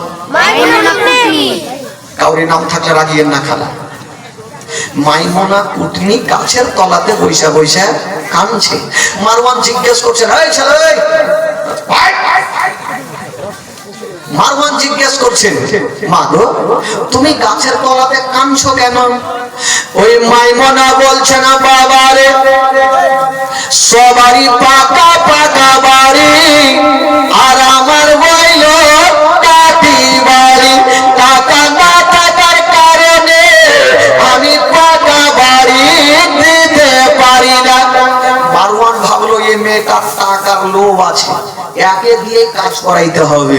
বলছে, মা গো তুমি একটা কাজ করতে পারবে? এত টাকা দেব, সারা জীবন পয়সা পয়সা খাবে, টাকা শেষ হবে না। দেখেন বাবু, লোকের ওপরের লোক ইয়াজিদ ফিট করলো কাকে? মারওয়ানকে।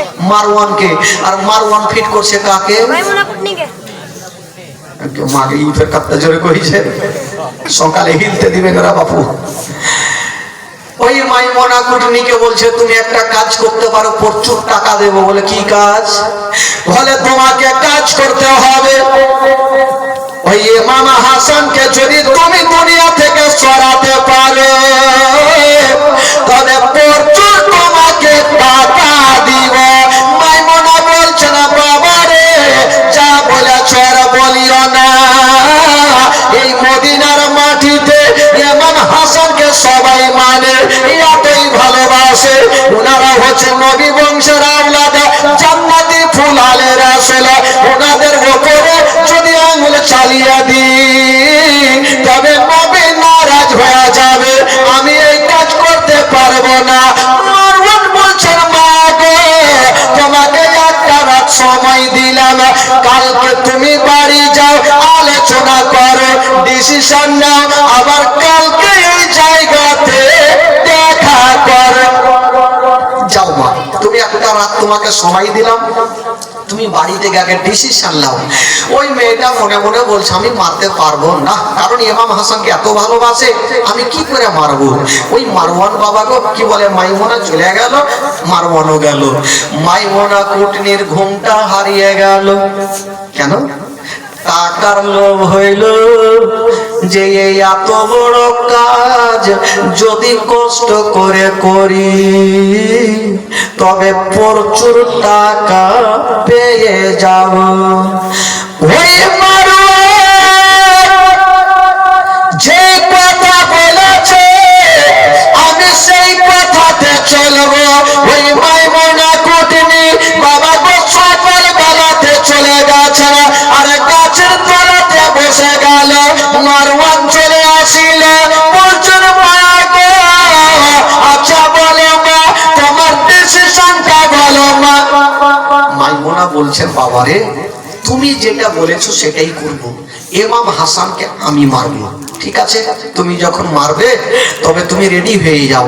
ওই মাইমুনা কুটনি ইমাম হাসানকে মারার জন্য বাবাকে ছদ্মবেশী সাজতে লাগলো। কেমন করে মারবো? যদি ইমাম হাসানকে মারতে হয় তবে তার বাড়ির পরিবারের সঙ্গে একটা রিশতা তৈরি করতে হবে। কুটনিদের বুদ্ধি কিন্তু ফের বেশি হয়। হ্যাঁ, কুটনিদের বুদ্ধি গিরে গিরেতে বেশি থাকে। ও চিন্তা করছে মারতে গেলে এমনি মারা যাবে না, আগে তার পরিবারের সঙ্গে আগে বন্ধুত্ব করতে হবে। কার সাথে? বলে ইমাম হাসানের বিবি জাহিদার সঙ্গে আগে সম্পর্ক তৈরি করব, তারপরে মারবো। মাইমুনা একদিন বাড়ির বাইরে পাহারা দেখছেন, ইমাম হাসান যখন বাড়ির বাইরে যাবে আমি ঘরে ঢুকে যাব। দেখছেন বাবা একদিনের ঘটনা, ইমাম হাসান যেমনই বাইরে গিয়েছেন বাড়ি থেকে, ওই মাইমুনা কুটনি বাবা বাড়িতে ঢুকে গেল। ডাকছেন, জায়গা একটু বাইরে বেরিয়ে আসে। জায়গা চলে আসিল, বলছে, কে আছে গো?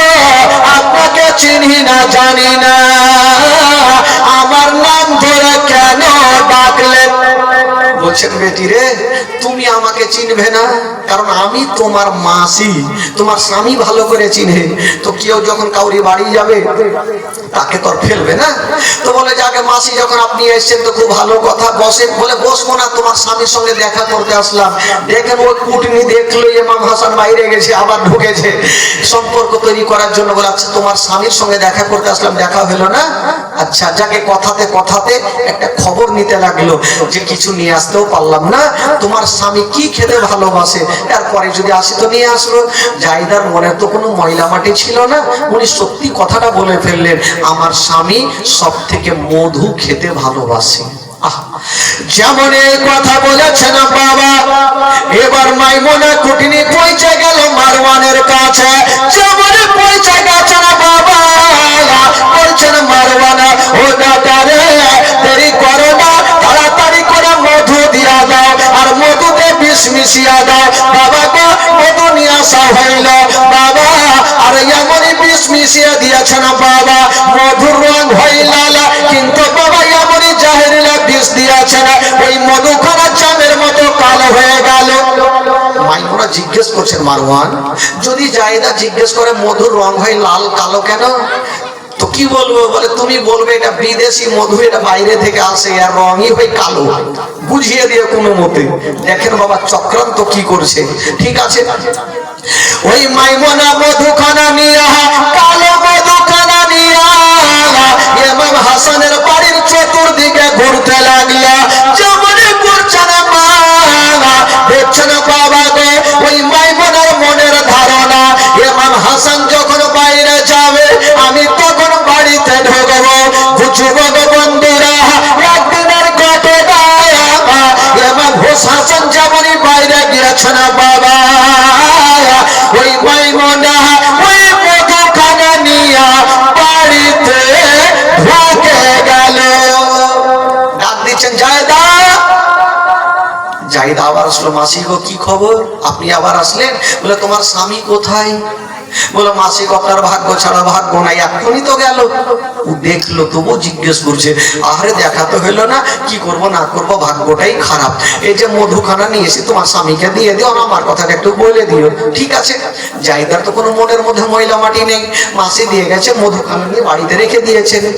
যেমনই রেখে দিয়েছেন বাবা, ঠিক কিছুক্ষণ পরে ইমাম হাসান যেন বাড়িতে ঢুকে গেল। বিবি রে দেরি করো না, আমাকে কিছু খাবার দিয়ে দাও।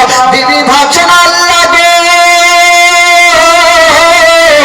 আমার বাড়িতে কোনো খাবার নাই, তবে সর্বপ্রথম মাসি যে মধুখানা দিয়েছে ওই মধুখানা একবার স্বামীকে দিয়ে দিন, তারপরে খাবার তৈরি করব।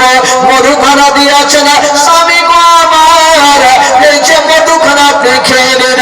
ইমাম হাসান বাবাকে একটু আঙুলে লাগিয়েছেন মধুখানা, যেমন আঙুলে লাগিয়েছেন বাবা, ওই মধুখানা নিয়ে জিভাতে দিয়েছেন বাবা, ওই জিভার মধুখানা পেটের ভিতরে চলে গেছেন। যেমন পেটে যাওয়া কলেজা চলতে আরম্ভ করে দিল। ইমাম হাসান বলছেন বিবি রে তুমি মধু দিয়েছো না বিষ দিয়েছো, আমার কলেজা কেন চলে যাচ্ছে? বলছেন বিবি রে আমি আর থাকতে পারি না। ইমাম হাসান দাঁড়িয়ে থাকতে পারলেন না, যেন জমিনে পড়ে গেছেন বাবা, চচ্চর করে কান্দে আর বলছেন বিবি রে আমার বিশ্বতে পর্যন্ত পানি হবে না, যতক্ষণ পর্যন্ত আমার নানা রওজা মোবারকায় না যাবে। বলছেন বিবি রে দেরি করো না, আমাকে নিয়ে আমার নানা রওজা মোবারকাতে চলে। বিবি সাহেবা দেরি করলেন না, ইমাম হাসানকে বুকখানে নিয়েছেন বাবা, এক পা দুই পা করে নানা রওজাতে পৌঁছে গেলেন। যেমন গিয়েছেন বাবা, যেমন গিয়েছেন বাবা, আরে ইমাম হাসান বিসমিল্লাহ বলে যেমন নবীর রওজাতে পাখি বলে ভাতখানা রেখেছেন বাবা, যেমন হাত রেখেছেন সঙ্গে সঙ্গে বিষখানা পানি হয়ে গেল। জোরে বলুন, জোরে। সঙ্গে সঙ্গে বিষখানা পানি হয়ে গেল। ইমাম হাসান ভালো হয়ে গেল। মাইমুনা কুটনি দূর থেকে দেখছে ব্যাপার কি, এত কষ্ট করে মধুতে বিষ দিলাম আর বিষ খেয়ে তো দুনিয়া ছাড়লো না। আবার মারওয়ানের কাছে, এ মারওয়ান তুমি বিষ দিয়েছো না পানি দিয়েছো? বলে কেন? বলে বিষ দেওয়ার পরে ওই ইমাম হাসান বেঁচে গেল। তো মারওয়ান বলছে মা গো ঠিক আছে, একবার তো বাঁচল, আবার দিব না হলে। আবার বিষ দিয়েছিল বাবা, আবার খেজুর নিয়ে আসা হইল, খেজুরে বিষ মিশিয়ে দিয়েছে না বাবা, যেমনই মিশিয়েছে না মা গো ওই খেজুরের রং হয় লাল, যেমনই জাহেলিরা বিষ দিয়েছে না বাবা ওই খেজুর খানা জামের মতো কালো হয়ে গেল, ওই জামের মতো কালো খেজুর খানা। আবার মাইমুনা কুটনি নিয়ে চলে যাচ্ছে না। আবার ঘরে ঢুকলেন, জায়দা ও জায়দা তোমার স্বামী কোথায়? জায়দা বলছে মাসি গো আপনি যে সেদিন মধুটা দিয়ে গেছিলেন সেটা কি ভালো ছিল না কোনো খারাপ ছিল? বলে জায়দা তুই বুঝবি না রে, ওটা বিদেশি মধু, যে সে লোক খেতে পারে না, হয়তো খাওয়াতে একটু খারাপ হয়েছিল, হতে পারে। তো যাকে কথাতে কথাতে বলতে বলতে খেজুর খানা দিয়ে দিলেন, আবার চলে আসলেন। ইমাম হাসান আবার বাড়ি ঢুকলেন, আবার খেজুর খানা খেয়েছেন। যেমন এই খেজুর খানা খেয়েছেন বাবা, আবার কলেজা চলতে আরম্ভ করলো। বলছেন বিবি রে খেজুর ছিল না, মনে হয় বিষ দিয়েছে রে বিবি, দেরি করো না, আবার আমাকে নিয়ে চলো। বিবি সাহেবা দেরি করলে না, ইমাম হাসানকে নিয়ে আমার নবী রওজা মোবারকায় চলে গেছেন। যেমন চলে গেছেন মা গো ইমাম হাসান আবার বিসমিল্লাহ বলে নবী রওজাতে হাতখানা দিয়েছেন। যেমনই হাতখানা দিয়েছেন বাবা, আবার ওই বিষখানা যেন পানি হয়ে গেল। জোরে বলুন, আবার বিষখানা পানি হয়ে গেল। এই করে করে 5 থেকে 7 বার বিষ দেওয়া হয়েছিল, কখনো খেজুরের সাথে, কখনো মধুর সাথে, কখনো ক্ষীরের সাথে, কখনো পায়েসের সাথে। এই করে করে 5-7 বার বিষ দেওয়া হয়েছিল। বারবার বিষ পান করছেন, নবীর রওজাতে যাচ্ছেন, বিষ পানি হয়ে যাচ্ছে। বাবা গো শেষের সময় একটা বিষ দিয়েছিল, যে বিষটা পান করার পর ইমাম হাসান দাঁড়াতে পর্যন্ত পারেনি, দুনিয়া থেকে বিদায় নিয়েছিলেন। যে বিষটা দিয়েছিল সে বিষটার নাম কি বাবা?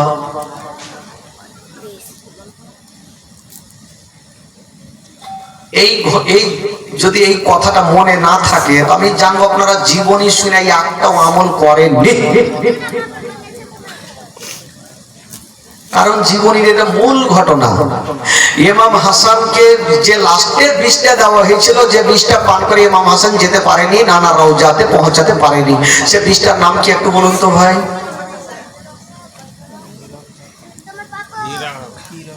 ভুলে গেছি, এলো কমান হয়ে গে থাকবে না, এগুলা কথা কার মনে থাকবে? নামটা বলে দেওয়া দরকার নাকি? নামটা বলে দেবো না বলবো না ভাই? বলবো। মাশাআল্লাহ, আপনারা নবীকে ভালোবাসেন তো? আহলে বাইতকে ভালোবাসেন তো? আহলে বাইতের মহব্বতে হাত তুলে একটু দেখান তো, যারা ভালোবাসেন, যারা ভালোবাসেন হাত তুলে। মাশাআল্লাহ, হাত যারা তুলেছেন 500 করে টাকা একটু দিয়ে যান। দেখি আহলে বাইতের মহব্বতে হাত তুলেছেন। হ্যাঁ, হিরো কি বলে আপনার যে বিষটা পান করেছিল এক্ষুনি বলবো, তবে 5টা ভাই আমার 500 করে টাকা একটু নিয়ে আসেন তো দেখি। প্রথম ব্যক্তি একটাকে 500 টাকা হবেন ভাই, এই নবীর মাহফিল একজনকে হবে। একটা কমিটি ভাইকে বলবো যে আপনার একটু চাদর নিয়ে একটু মা বোনদের তরফ চলে যান। খালাকে লক্ষ্মীর ভান্ডার টাকা খালা একটু চটচট করে দিন। ঢুকে গেছে, হয়ে গেছে টাকা, টাকা ঢুকেছে নাকি? 1 তারিখে তো ঢুকেছে নাকি? আগে মা আগে খালা 500 করে টাকা, 1000 দিতে হবে না, 500 করে যান। কমিটি একটু চট করে যান, বস্তা গালে দিয়ে বস্তা, হ্যাঁ বস্তা নিয়ে যান। আমার মামুনারা প্রচুর টাকা দিবে। খালা সবাই বের করেন তো টাকা, ইসকে রাগের মাঠে বের করে। আচ্ছা একটা কেউ আপনাদের মধ্যে 500 টাকা হবে না ভাই? একটা করে খোদার বান্দা একটু দোয়া করবো, মেহমানের দোয়া আল্লাহ দরবারে কবুল হয়। একটা কেউ আছেন ভাই? উঠান দেখি হাত। আজকে না থাকে আপনি কালকে দিবেন 500 টাকা। কোন যোগ্য মাই যোগ্য দেখা একটু দিতে পারবেন ভাই? হবে না কেউ? এই পবিত্র সভাতে একটা কোন খোদার বান্দা একজন দাঁড়িয়ে যান, 500 টাকা। আছেন কেউ? কোন ভাই আছেন? ইনশাআল্লাহ তার জন্য দোয়া করবো ভাই। মুখটা খুলেছি, কেউ এড়িয়ে যাবেন না। একটা ভাই আমার 500টা টাকা দিতে পারবেন না? কোনো মার জন্য, বাপের জন্য, মার জন্য 500টা টাকা আজকে দিন ভাই, এই গোটা মাজমা আপনার জন্য দোয়া করে দিবে। হবেন কেউ 500টা টাকা নিজের মার জন্য দিতে পারবেন? আহলে বাইতের মহব্বতে 500টা টাকা কোন যোগ্যমায় যোগ্য বেটা টাকা আছে ভাই, পকেটে আছে, চলে যাবে ভাই, চায়ের দোকানে বসবেন 500 টাকা চলে যাবে, কিন্তু এই টাকাটা আপনার সঙ্গের সাথী হবে। একটা হবে না কেউ 500 টাকা?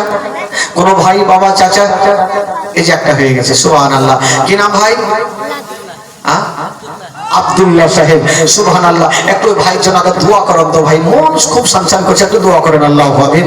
আল্লাহ রব্বুল আলামিন মাওলা, আমার আব্দুল্লাহ ভাই মাওলা গো, এই পবিত্র সভাতে বসে মাওলা, আল্লাহ 500 টাকা দান করেছেন আল্লাহ, আল্লাহ তার দানকে তুমি কবুল করে নাও মাওলা, তার মনের বাসনাকে আল্লাহ তুমি পূরণ করে দাও ভাই মাওলা রব্বুল আলামিন। মাওলা গো, আমার আব্দুল্লাহর বাড়িতে কেউ অসুস্থ থাকে মাওলা, তাকে তুমি সুস্থ বানিয়ে দিও মাওলা।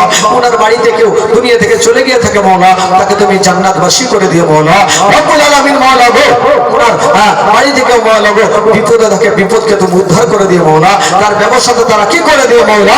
আমিন সুম্মা আমিন। পাকে লা ইলাহা ইল্লাল্লাহু মুহাম্মাদুর রাসূলুল্লাহ সাল্লাল্লাহু আলাইহি ওয়াসাল্লাম। ওই কমিটি কই এখন পর্যন্ত যাই না? হাই রে হাই রে, ওরাই না লিবে তো আমি আর লিয়ে কি করব? হইল কাজ হইল, আয় আয় দিলবি না। হ্যাঁ আরে ভাই, আপনাদের কমেডি কি ঠিক নেই? হ্যাঁ করা থেকে ও আলাদা হয়ে গেল। হ্যাঁ ওইভাবে বলি দান উঠিয়ে লাভ নেই নাকি? বুঝে গেছি টাকা বেশি আছে, উঠিয়ে লাভ নেই। তো যাকে আমার দরকার নেই, আপনাদের যেটা ইচ্ছে সেটাই করবো ভাই, জীবনী শোনাবো, এটাই আমার ভালো। আসুন একবার জোরে সোরে, মন খুলে, প্রাণ খুলে একবার ধরে দেখো পড়েন আল্লাহুম্মা সাল্লি আলা সাইয়্যিদিনা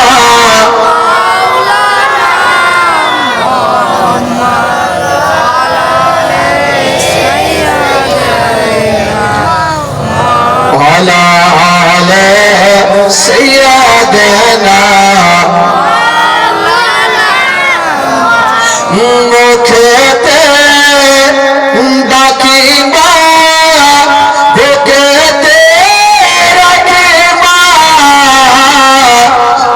মাগো তুমি আমার চাহা কোনদিন ভুলো না, মাগো তুমি আমার চাহা কোনদিন ভুলো না, মাগো তুমি আমার চাহা কোনদিন ভুলো না। মুখেতে ডাকিবা, বুকেতে রাখিবা, মাগো তুমি আমার চাহা কোনদিন ভুলো না, মাগো তুমি আমার চাহা কোনদিন ভুলো না, মাগো তুমি আমার চাহা কোনদিন ভুলো না। 10 মাস 10 দিন গর্ভে তুমি ধরেছিলে, শীতেরি রাতে কত কষ্ট তুমি করেছিলে, মাগো তোমার দুধের দেনা কভু শোধ হবে না, মাগো তুমি আমার চাহা কোনদিন ভুলো না, মাগো তুমি আমার চাহা কোনদিন ভুলো না, মাগো তুমি আমার চাহা কোনদিন ভুলো না। বুকেতে ডাকিবা, বুকেতে রাখিবা, মাগো তুমি আমার চাহা কোনদিন ভুলো না। একবার মহব্বতে বলুন সুবহানাল্লাহ, আরো জোরে বলুন সুবহানাল্লাহ। জীবনীটা বলতে বলতে কোথা থেকে ছেড়েছিলাম ভাই? একটু জোরে বলুন। চাচা একটু আপনারা আগিয়ে ফাঁকা জায়গাটা আসতে পারবেন না? পিছনে যে চাচাটি আছে একটু 20টা কথা বলবো, ইমাম হাসান দুনিয়া ছাড়বেন। চাচা একটু আগে আসতে পারবেন না? ও যুবকেরা, ওই চাচা ভাই একটু আগে আসেন আপনার এখানে। এই যুবক ছেলেরা এদিকে আসো বাবা, আসেন, চলে আসেন, চলে আসেন, একটু আগে আসেন। ও ভাই সেটা বসে, সেটা বসেন। ওই ওই খালাই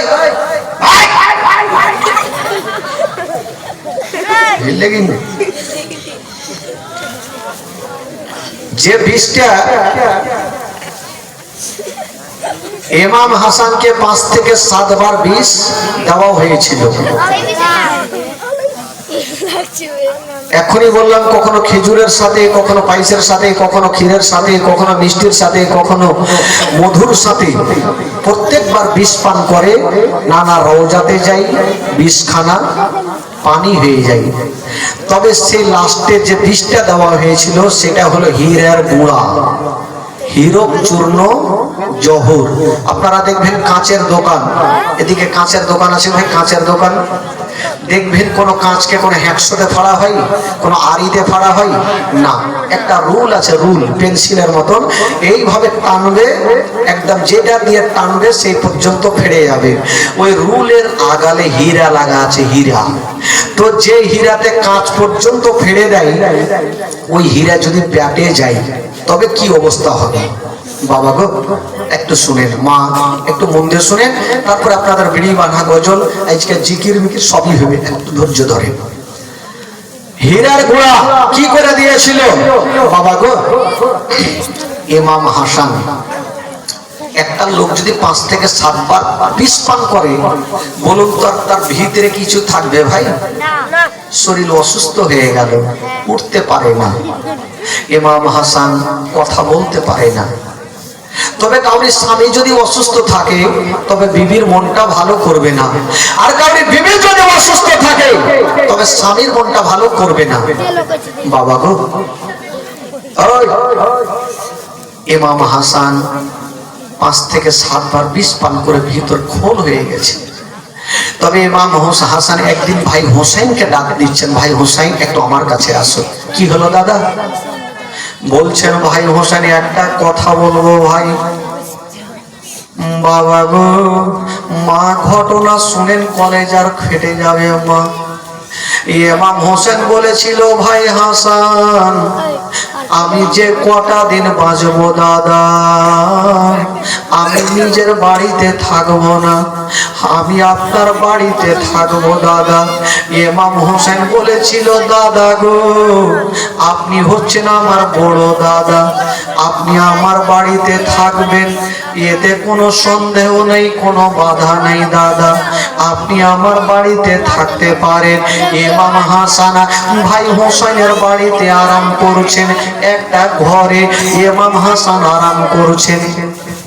আর ইমাম হোসেন বাবা গো বাজারে গেল আর কিছু ফলমূল গুলা কিনে এনে ইমাম হাসানের বিছানায় রেখে দিয়েছেন বাবা। আর বলছেন, ভাবি সাহেব আমার দাদার জন্য আমি সব কিছু এনে দিয়ে গেলাম, যেটা খেতে চাইবে সেটাই খাইয়ে দিও। বলছেন, ভাবি যান যেটা খেতে চাইবে সেটা খাইয়ে দিও। এই কথা বলে ইমাম হোসেন কাজে গেল। কিন্তু যার স্বামী অসুস্থ, মা ওই বিবির মনটা ভালো করবে না। ইমাম হাসানের বিবি হাসান বানু বলছেন, শোনো ইমাম হাসানের বিবি বলছেন, ওরে বহিন যাই না, এক কাজ করো, আজকে রাতটা আমার স্বামীর কাছে আমি থাকবো না। ভাবি সাহেব আপনি কোথায় যাবেন? বলছেন, যাই না, আমার স্বামী যে ভালো নাই, মনটা ভালো করে না, আমি যাব আমার নানা রওজাতে একটু গিয়ে কানবো, আমার স্বামীকে আমার আল্লাহ যেন ভালো করে দেয়। তবে বলে গেলেন, ও যাই না, একটু ধ্যান দেন বাবা ঘটনা। জাইনাবকে বলছে, জাইনাব রে, তোমার ভাইয়ের জন্য আমি সব কিছু রেখে গেলাম, ফল রেখে গেলাম, পানি রেখে গেলাম, সব কিছু রেখে গেলাম, যেটা খেতে চাইবে তুমি খাইয়ে দিও, সারা রাত তুমি বসে বসে পাহারা দিও, যেন কোনো কষ্ট না হয়। জাইনাব বলেছে, ভাবি সাহেব আপনি চিন্তা করবেন না, আপনি চলে যান, হুজুর থাকলে আমি থাকলাম, কোনো কষ্ট হতে দিব না। এইদিকে বিবি সাহেবা স্বামীর ভালোর জন্য দোয়া করার জন্য চলে গেছেন আমার নবীর রওজাতে। বস না রে বাবা। যেমনই চলে গেছেন বাবা, মা গো বিবি সাহেবা পড়ে গেছেন নবীর রওজাতে, হাত দিয়ে ডুগরে ডুগরে কাঁদছে আর বলছে, নানা গো, নানা গো, আজকে আমার স্বামীর মনটা ভালো নাই, তবে আল্লাহ গো আমার নানার অবস্থা দিয়ে বলি, আমার স্বামীকে আল্লাহ তুমি ভালো করে দাও। বিবিরা ভালো করে জানে স্বামী যার মা দুনিয়াতে নাই, মা তার দুনিয়াতে কিছুই নাই। মা গো যার স্বামী দুনিয়াতে নাই, তার দুনিয়াটা অন্ধকার। ইমাম হাসানের বিবি নানা রওজাতে স্বামীর জন্য কাঁদতেছিল, আর এইদিকে ইমাম হাসান বাবা পিছনে শুয়ে গেছেন, ঘুমটা চলে এসেছে বাবা। পাশে বহিন জাইনাব বসেছিল, ওই জাইনাব দেখছেন হুজুর যখন ঘুমিয়ে গেল, আমি জেগে আর করব কি, আমি একটু পাশে ঘুমিয়ে যাই। বাবা গো জাইনাব ঘুমিয়ে গেছে, ইমাম হাসানও ঘুমিয়ে গেল, আর যেমনই ঘুমটা চলে এসেছে মা, ওই নবীর দুশ্মন হীরার গুঁড়া লিয়া, হীরক চূর্ণ জোহর নিয়া যেন বাবা ভিতরে ঢুকে গেল। যেমনই ঢুকেছে না মা গো, ওই হীরার গুঁড়া কিসে দিবে, ওই হীরার গুঁড়া ভাতে দিলে ধরা পড়ে যাব, তরকারিতে দিলে ধরা পড়ে যাব, কিসে দিব? চতুর্দিকে তাকিয়ে দেখছেন মা, আবুল কাসিমের বিবি, আবুল কাসিমের মা ইমাম হাসানের বিবি একটা কলসি রেখে গিয়েছিল, ওই কলসিতে পানি রেখেছিল, আর নিজের 7টা গিরহা দিয়েছিল, কেউ যদি গিরহা খুলে দেয় তবে ধরা পড়ে যাবে, 7টা গিরহা দিয়েছিল। বাবা গো ওইদিকে নবীর দুশ্মন ভাবছে, যদি আমি এই কলসির গিরহাটা খুলি তবে ধরা পড়ে যাব, হীরার গুঁড়া পানিতে দেব কি করে? ওই নবীর দুশ্মন একটা মাথায় বুদ্ধি চলে আসেল, আমি গিরহা খুলবো না, ওই হীরার গুঁড়া খানা বাবা গো সাদা কাপড়ে যেন মুখটা ঢাকা ছিল, আর হীরার গুঁড়া নিয়েছেন বাবা, আর কাপড়ের মতো ঘাসতে আরম্ভ করেছে। যেমনই ঘষেছে না মা, হীরার গুঁড়া ধুলো ধুলো হয়ে ওই পানির মধ্যে মিশে গেল। গিরহা খুলতে হইল না, নবীর দুশ্মন ভাবছেন এবার কামটা হয়ে গেছে, এবার ইমাম হাসান বাঁচবে না। ওই নবীর দুশ্মন যেমনই ওই হীরার গুঁড়া মিশিয়ে যেমনই বের হতে যাচ্ছিল, বাবা দুটা পায়ে একটু টাচ হয়ে গেল, আর ইমাম হাসানের ঘুমটা ভেঙে গেল। যেমনই ঘুম ভেঙে গেছে, তাড়াতাড়ি করে তুলে উঠে যায়, জাইনাব উঠে গেল, বলে হুজুর আপনাকে ঘুমটা ভেঙে গেছে। বলছে জাইনাব রে, আমিও ঘুমিয়ে গেছিলাম, তুমিও ঘুমিয়ে গেছো, একটা ঘুমের মধ্যে স্বপ্ন দেখলাম। বলে হুজুর কি স্বপ্ন দেখেছেন? বলছে জাইনাব রে, বহিন রে, আমি স্বপ্নর কথা পরে বলবো, আগে বলো আমার ভিতর খানা শুকিয়ে গেছে, বহিন রে যদি পারো তবে আমাকে এক পিয়ালা পানি দিয়া দাও। ওই জায়গা চতুর্দিকে তাকে দেখছেন বাবা। ঘটনা শুনুন মা, কলেজা খাওয়া ফেলে যাবে না। জায়গা চতুর্দিকে তাকিয়ে দেখছেন আমার ভাবি সাহেবা কোনো পানি রেখে গেছে কিনা। নজর পড়ে গেল কলসিতে। যাই না ভাবছেন আল্লাহ, এটা হলো ঠান্ডা রাতের পানি, এটা হলো বাসি পানি। বলছেন হুজুর আপনি পানি চেয়েছেন, আপনাকে পানি দেব, তবে কলসির পানি ঠান্ডা, এই কলসির পানি আপনাকে দিব না। আপনি 5টা মিনিট আমাকে সময় দেন, আমি লোটা নিয়ে বাইরে যাব আর টাটকা পানি এনে আমি আপনাকে দিব। ইমাম হাসান কাঁদতে থাকলো। বাবা গো, বিছানায় ডুগরে ডুগরে কান্দে, হুলকুমটা শুকিয়ে গেছে। এদিকে বহিন জাইনাব টাটকা পানি আনার জন্য বাবা বাইরে গেল, আর ওইদিকে ইমাম হাসানের বিবি বাবা গো নবীর রওজাতে কেঁদে কেঁদে বাবা একটা গেট দিয়ে ঘরে ঢুকে গেল। যেমনই ঢুকেছে না, স্বামীর অবস্থা দেখে বলছেন স্বামী গো, ও গো আমার মাথার তাজ, আপনি এইরকম কাঁদছেন কেন বলে না। বলছেন বিবি রে, দেরি করো না, আমাকে এক পেয়ালা পানি দিয়া দাও। তবে বিবি বলছেন স্বামী গো, আমি তো জাইনাবকে বসিয়ে গেলাম, পানি রেখে গেলাম, আপনাকে কি পানি দেয়নি? বলছেন বিবি রে, জাইনাব পানি এই জন্য দেয়নি, আমার জন্য উনি টাটকা পানি আনতে গেছে। তো আবুল কাসিমের মা ইমাম হাসানের বিবি বলছেন হারে, এই লোকটা পানি পানি করে জান ছাড়ছে, আর ওই জাইনাব টাটকা পানি আনতে গেছে। ঠিক আছে হুজুর, আপনি চিন্তা করবেন না, আপনাকে আমি হালকা করে পানি কলসি থেকে পানি দিচ্ছি, আপনি একটু গলাটা ভিজিয়ে নেন, আর জাইনাব যখন টাটকা পানি আনবে হুজুর আপনি আশুধা করে পানি পান করবেন। বিবি জানে না এ পানি পানি নেই, বিষ হয়ে গেছে। বিবি সাহেবা একটা করে গিরহা গুলা খুলছে, গন্তি করছে, দেখছে 7টা গিরহা দেওয়া আছে। বিবির সন্দেহ হইল না। বিবি 1 গিলাস পানি ঢেলে নিজের স্বামীকে দিচ্ছেন। স্বামী গো, এই যে আপনি একটু পানি পান করে গলাটা ভিজিয়ে এলেন। বিবি জানে না স্বামীকে নিজের হাতে বিষখানা দিচ্ছেন। বাবা ইমাম হাসান পানি খানা নিয়া বাবা যেমনই মুখে লাগিয়েছে, মা যেমনই পানি খানা ভিতরে গেল,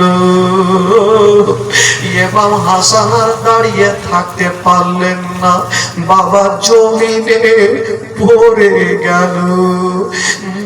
বিবি বলছেন স্বামী গো, কি এমন হয়ে গেল? বলছে বিবি রে, আমি বুঝে গেলাম এই কলসির পানি পানি নয়, বিবির এটা বিষ হয়ে গেছে, এটা বিষ হয়ে গেছে। বাবা বিবি দেরি করলেন না, স্বামীকে বুকখানে লাগিয়ে বলছেন আল্লাহ, আমি কিছু জানতে পারলাম না, কোন এমন দুশ্মন বিষ মিশিয়েছে।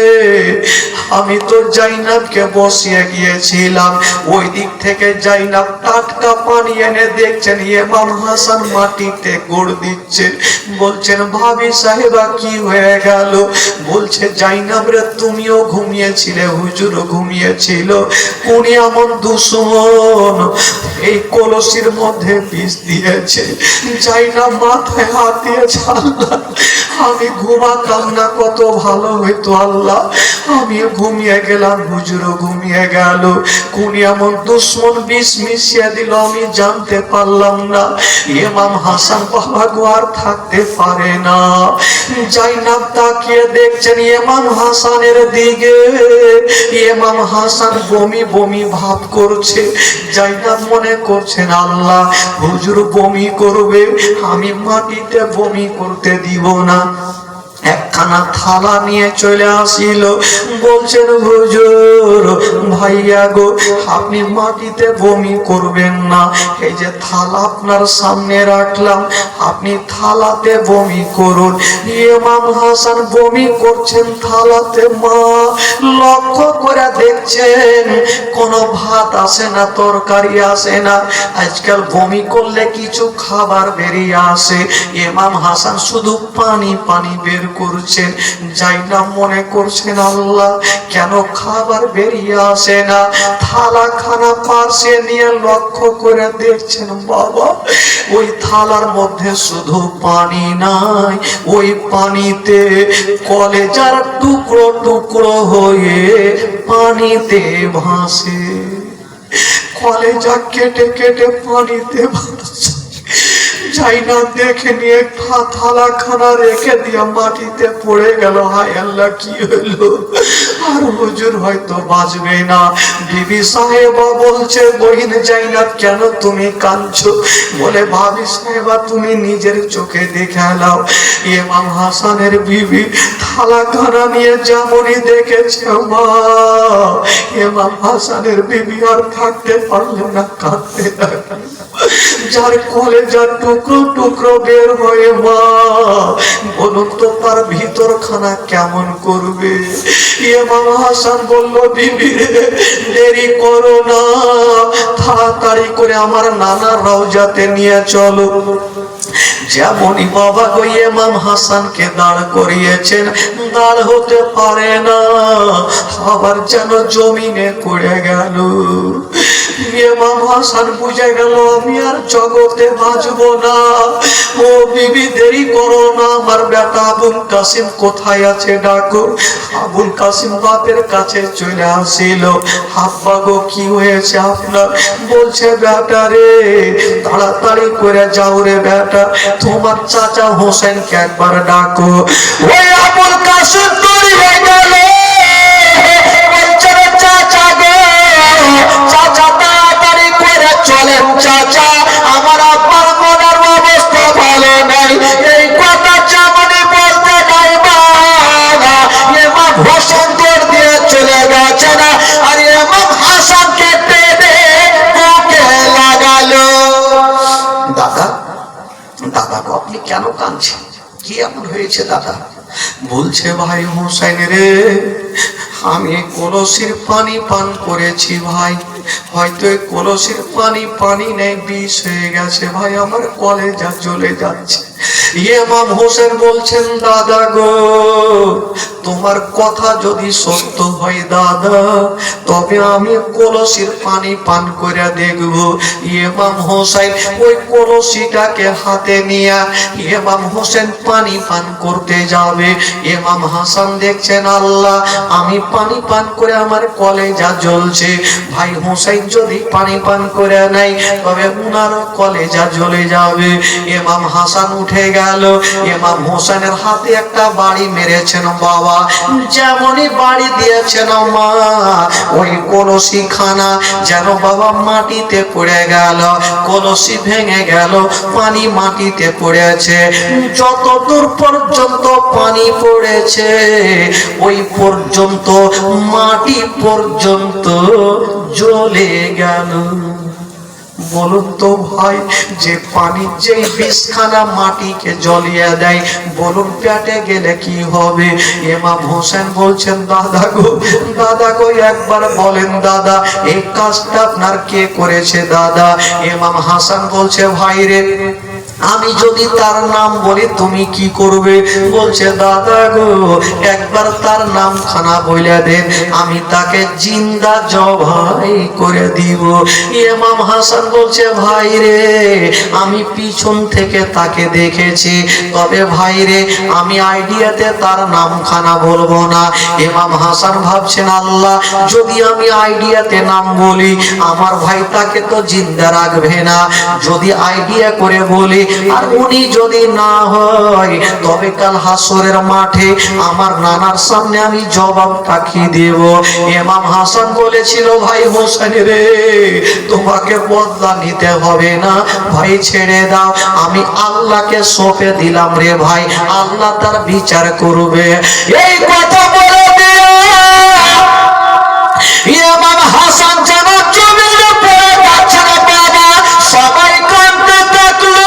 একদিকে ইমাম হাসান কাঁদে, ইমাম হোসেন কাঁদে, আবু মুহাম্মদ কাঁদে, সবাই কাঁদে, জাইনাব কাঁদে, উম্মে কুলসুম কাঁদে, হাসান বানু কাঁদে, সোহর বানু কাঁদে, জায়েদা কাঁদে, সবাই কাঁদে। কিন্তু ইমাম হাসান বুঝে গেল আমি আর বাঁচবো না। ইমাম হোসেনের হাতখানা ধরে বলছে, ভাই রে, একবার বলো ভাই, আমার চেহারা দেখে তোমার কেমন লাগছে? ইমাম হোসেন একবার গাছের পাতার দিকে দেখছেন, একবার দাদার চেহারার দিকে দেখছেন, বলছে, দাদা গো, গাছের পাতা যেমন সবুজ আপনার চেহারা তেমন সবুজ। ইমাম হাসান বলছেন, ভাই হোসেন রে, তবে বুঝালাম আমি আর বেশিক্ষণ বাঁচব না, কারণ আমার নানা বলেছিল যেদিন আমার বড় নাতি হাসানকে বিষ পান করাবে সেদিন সমস্ত চেহারা সবুজ হয়ে যাবে। তবে ভাই হোসেন রে, আজকে আমার নানার দুনিয়ার কথা মিথ্যা হবে, আমার নানার কথা মিথ্যা হবে না।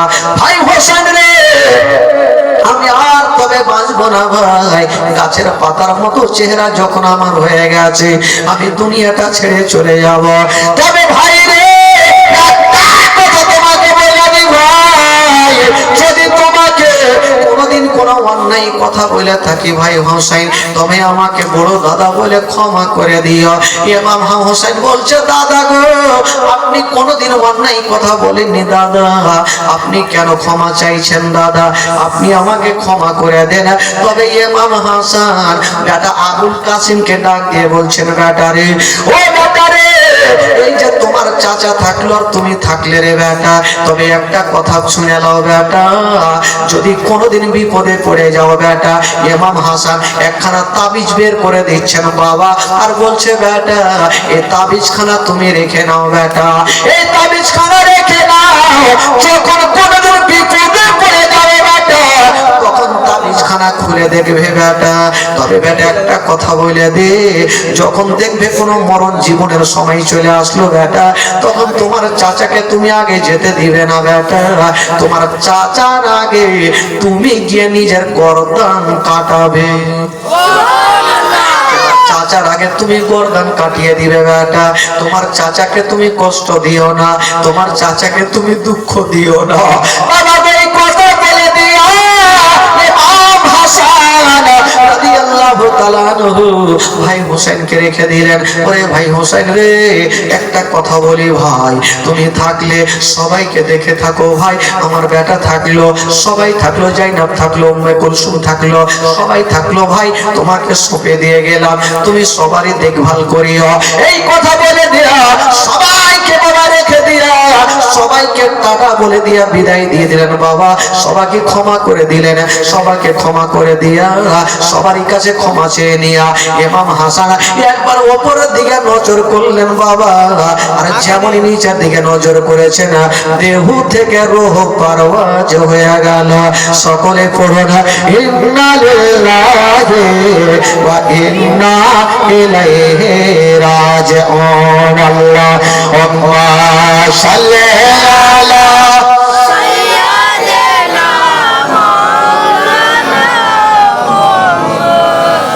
وعلى آل سيدنا وعلى آل سيدنا مولانا محمد সাল্লাল্লাহু তাআলা আলাইহি ওয়াসাল্লাম।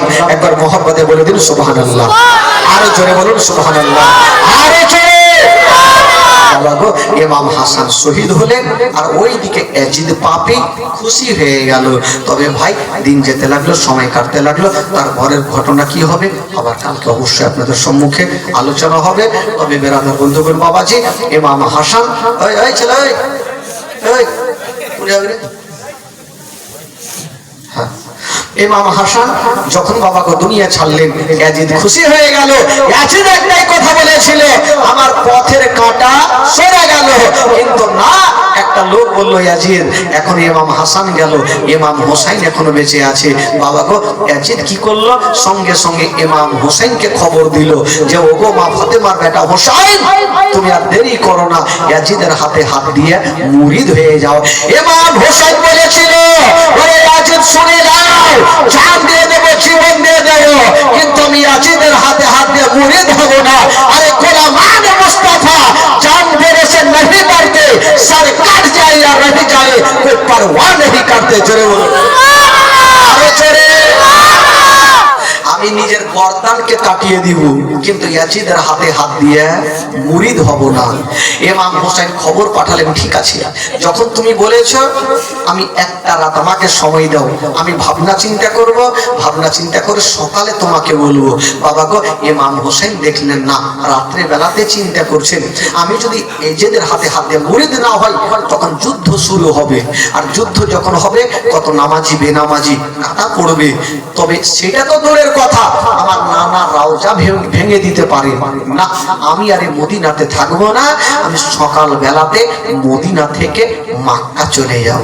বাবা গো, ইমাম হোসেন রাদিয়াল্লাহু তাআলা আনহু 72 জনকে নিয়ে, যত আহলে বাইতের সন্তানেরা ছিল সবাইকে নিয়ে বাবা গো কোথায় যাবেন? মদিনা থেকে কোথায় যাবেন? জোরে বলুন, কোথায় থেকে কোথায় যাবেন? মদিনা থেকে চলে যাবেন। বাবা গো, মক্কা যখন যাবেন তখন 11 বছরের সুগরা খাতুন একটা বেটি কত জারে জার হয়ে কাঁদবে, ওই সুগরা খাতুনকে নিয়ে যাবে না। এই জন্য তো বলেছেন বাবা, সুগরা কান্দেন মদিনাতে, আজ সাকিনা কান্দে কারবালায়, জয়নাল আবেদিন বন্দি রইলেন এ যে দের জেলখানায়। আল্লাহ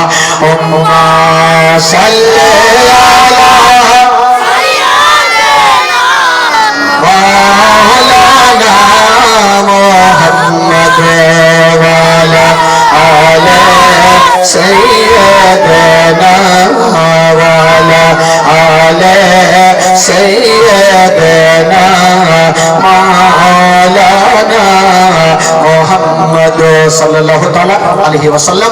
সকলে দাঁড়িয়ে সাল্লাল্লাহু আলাইহি ওয়াসাল্লাম বলুন, ইয়া নবী।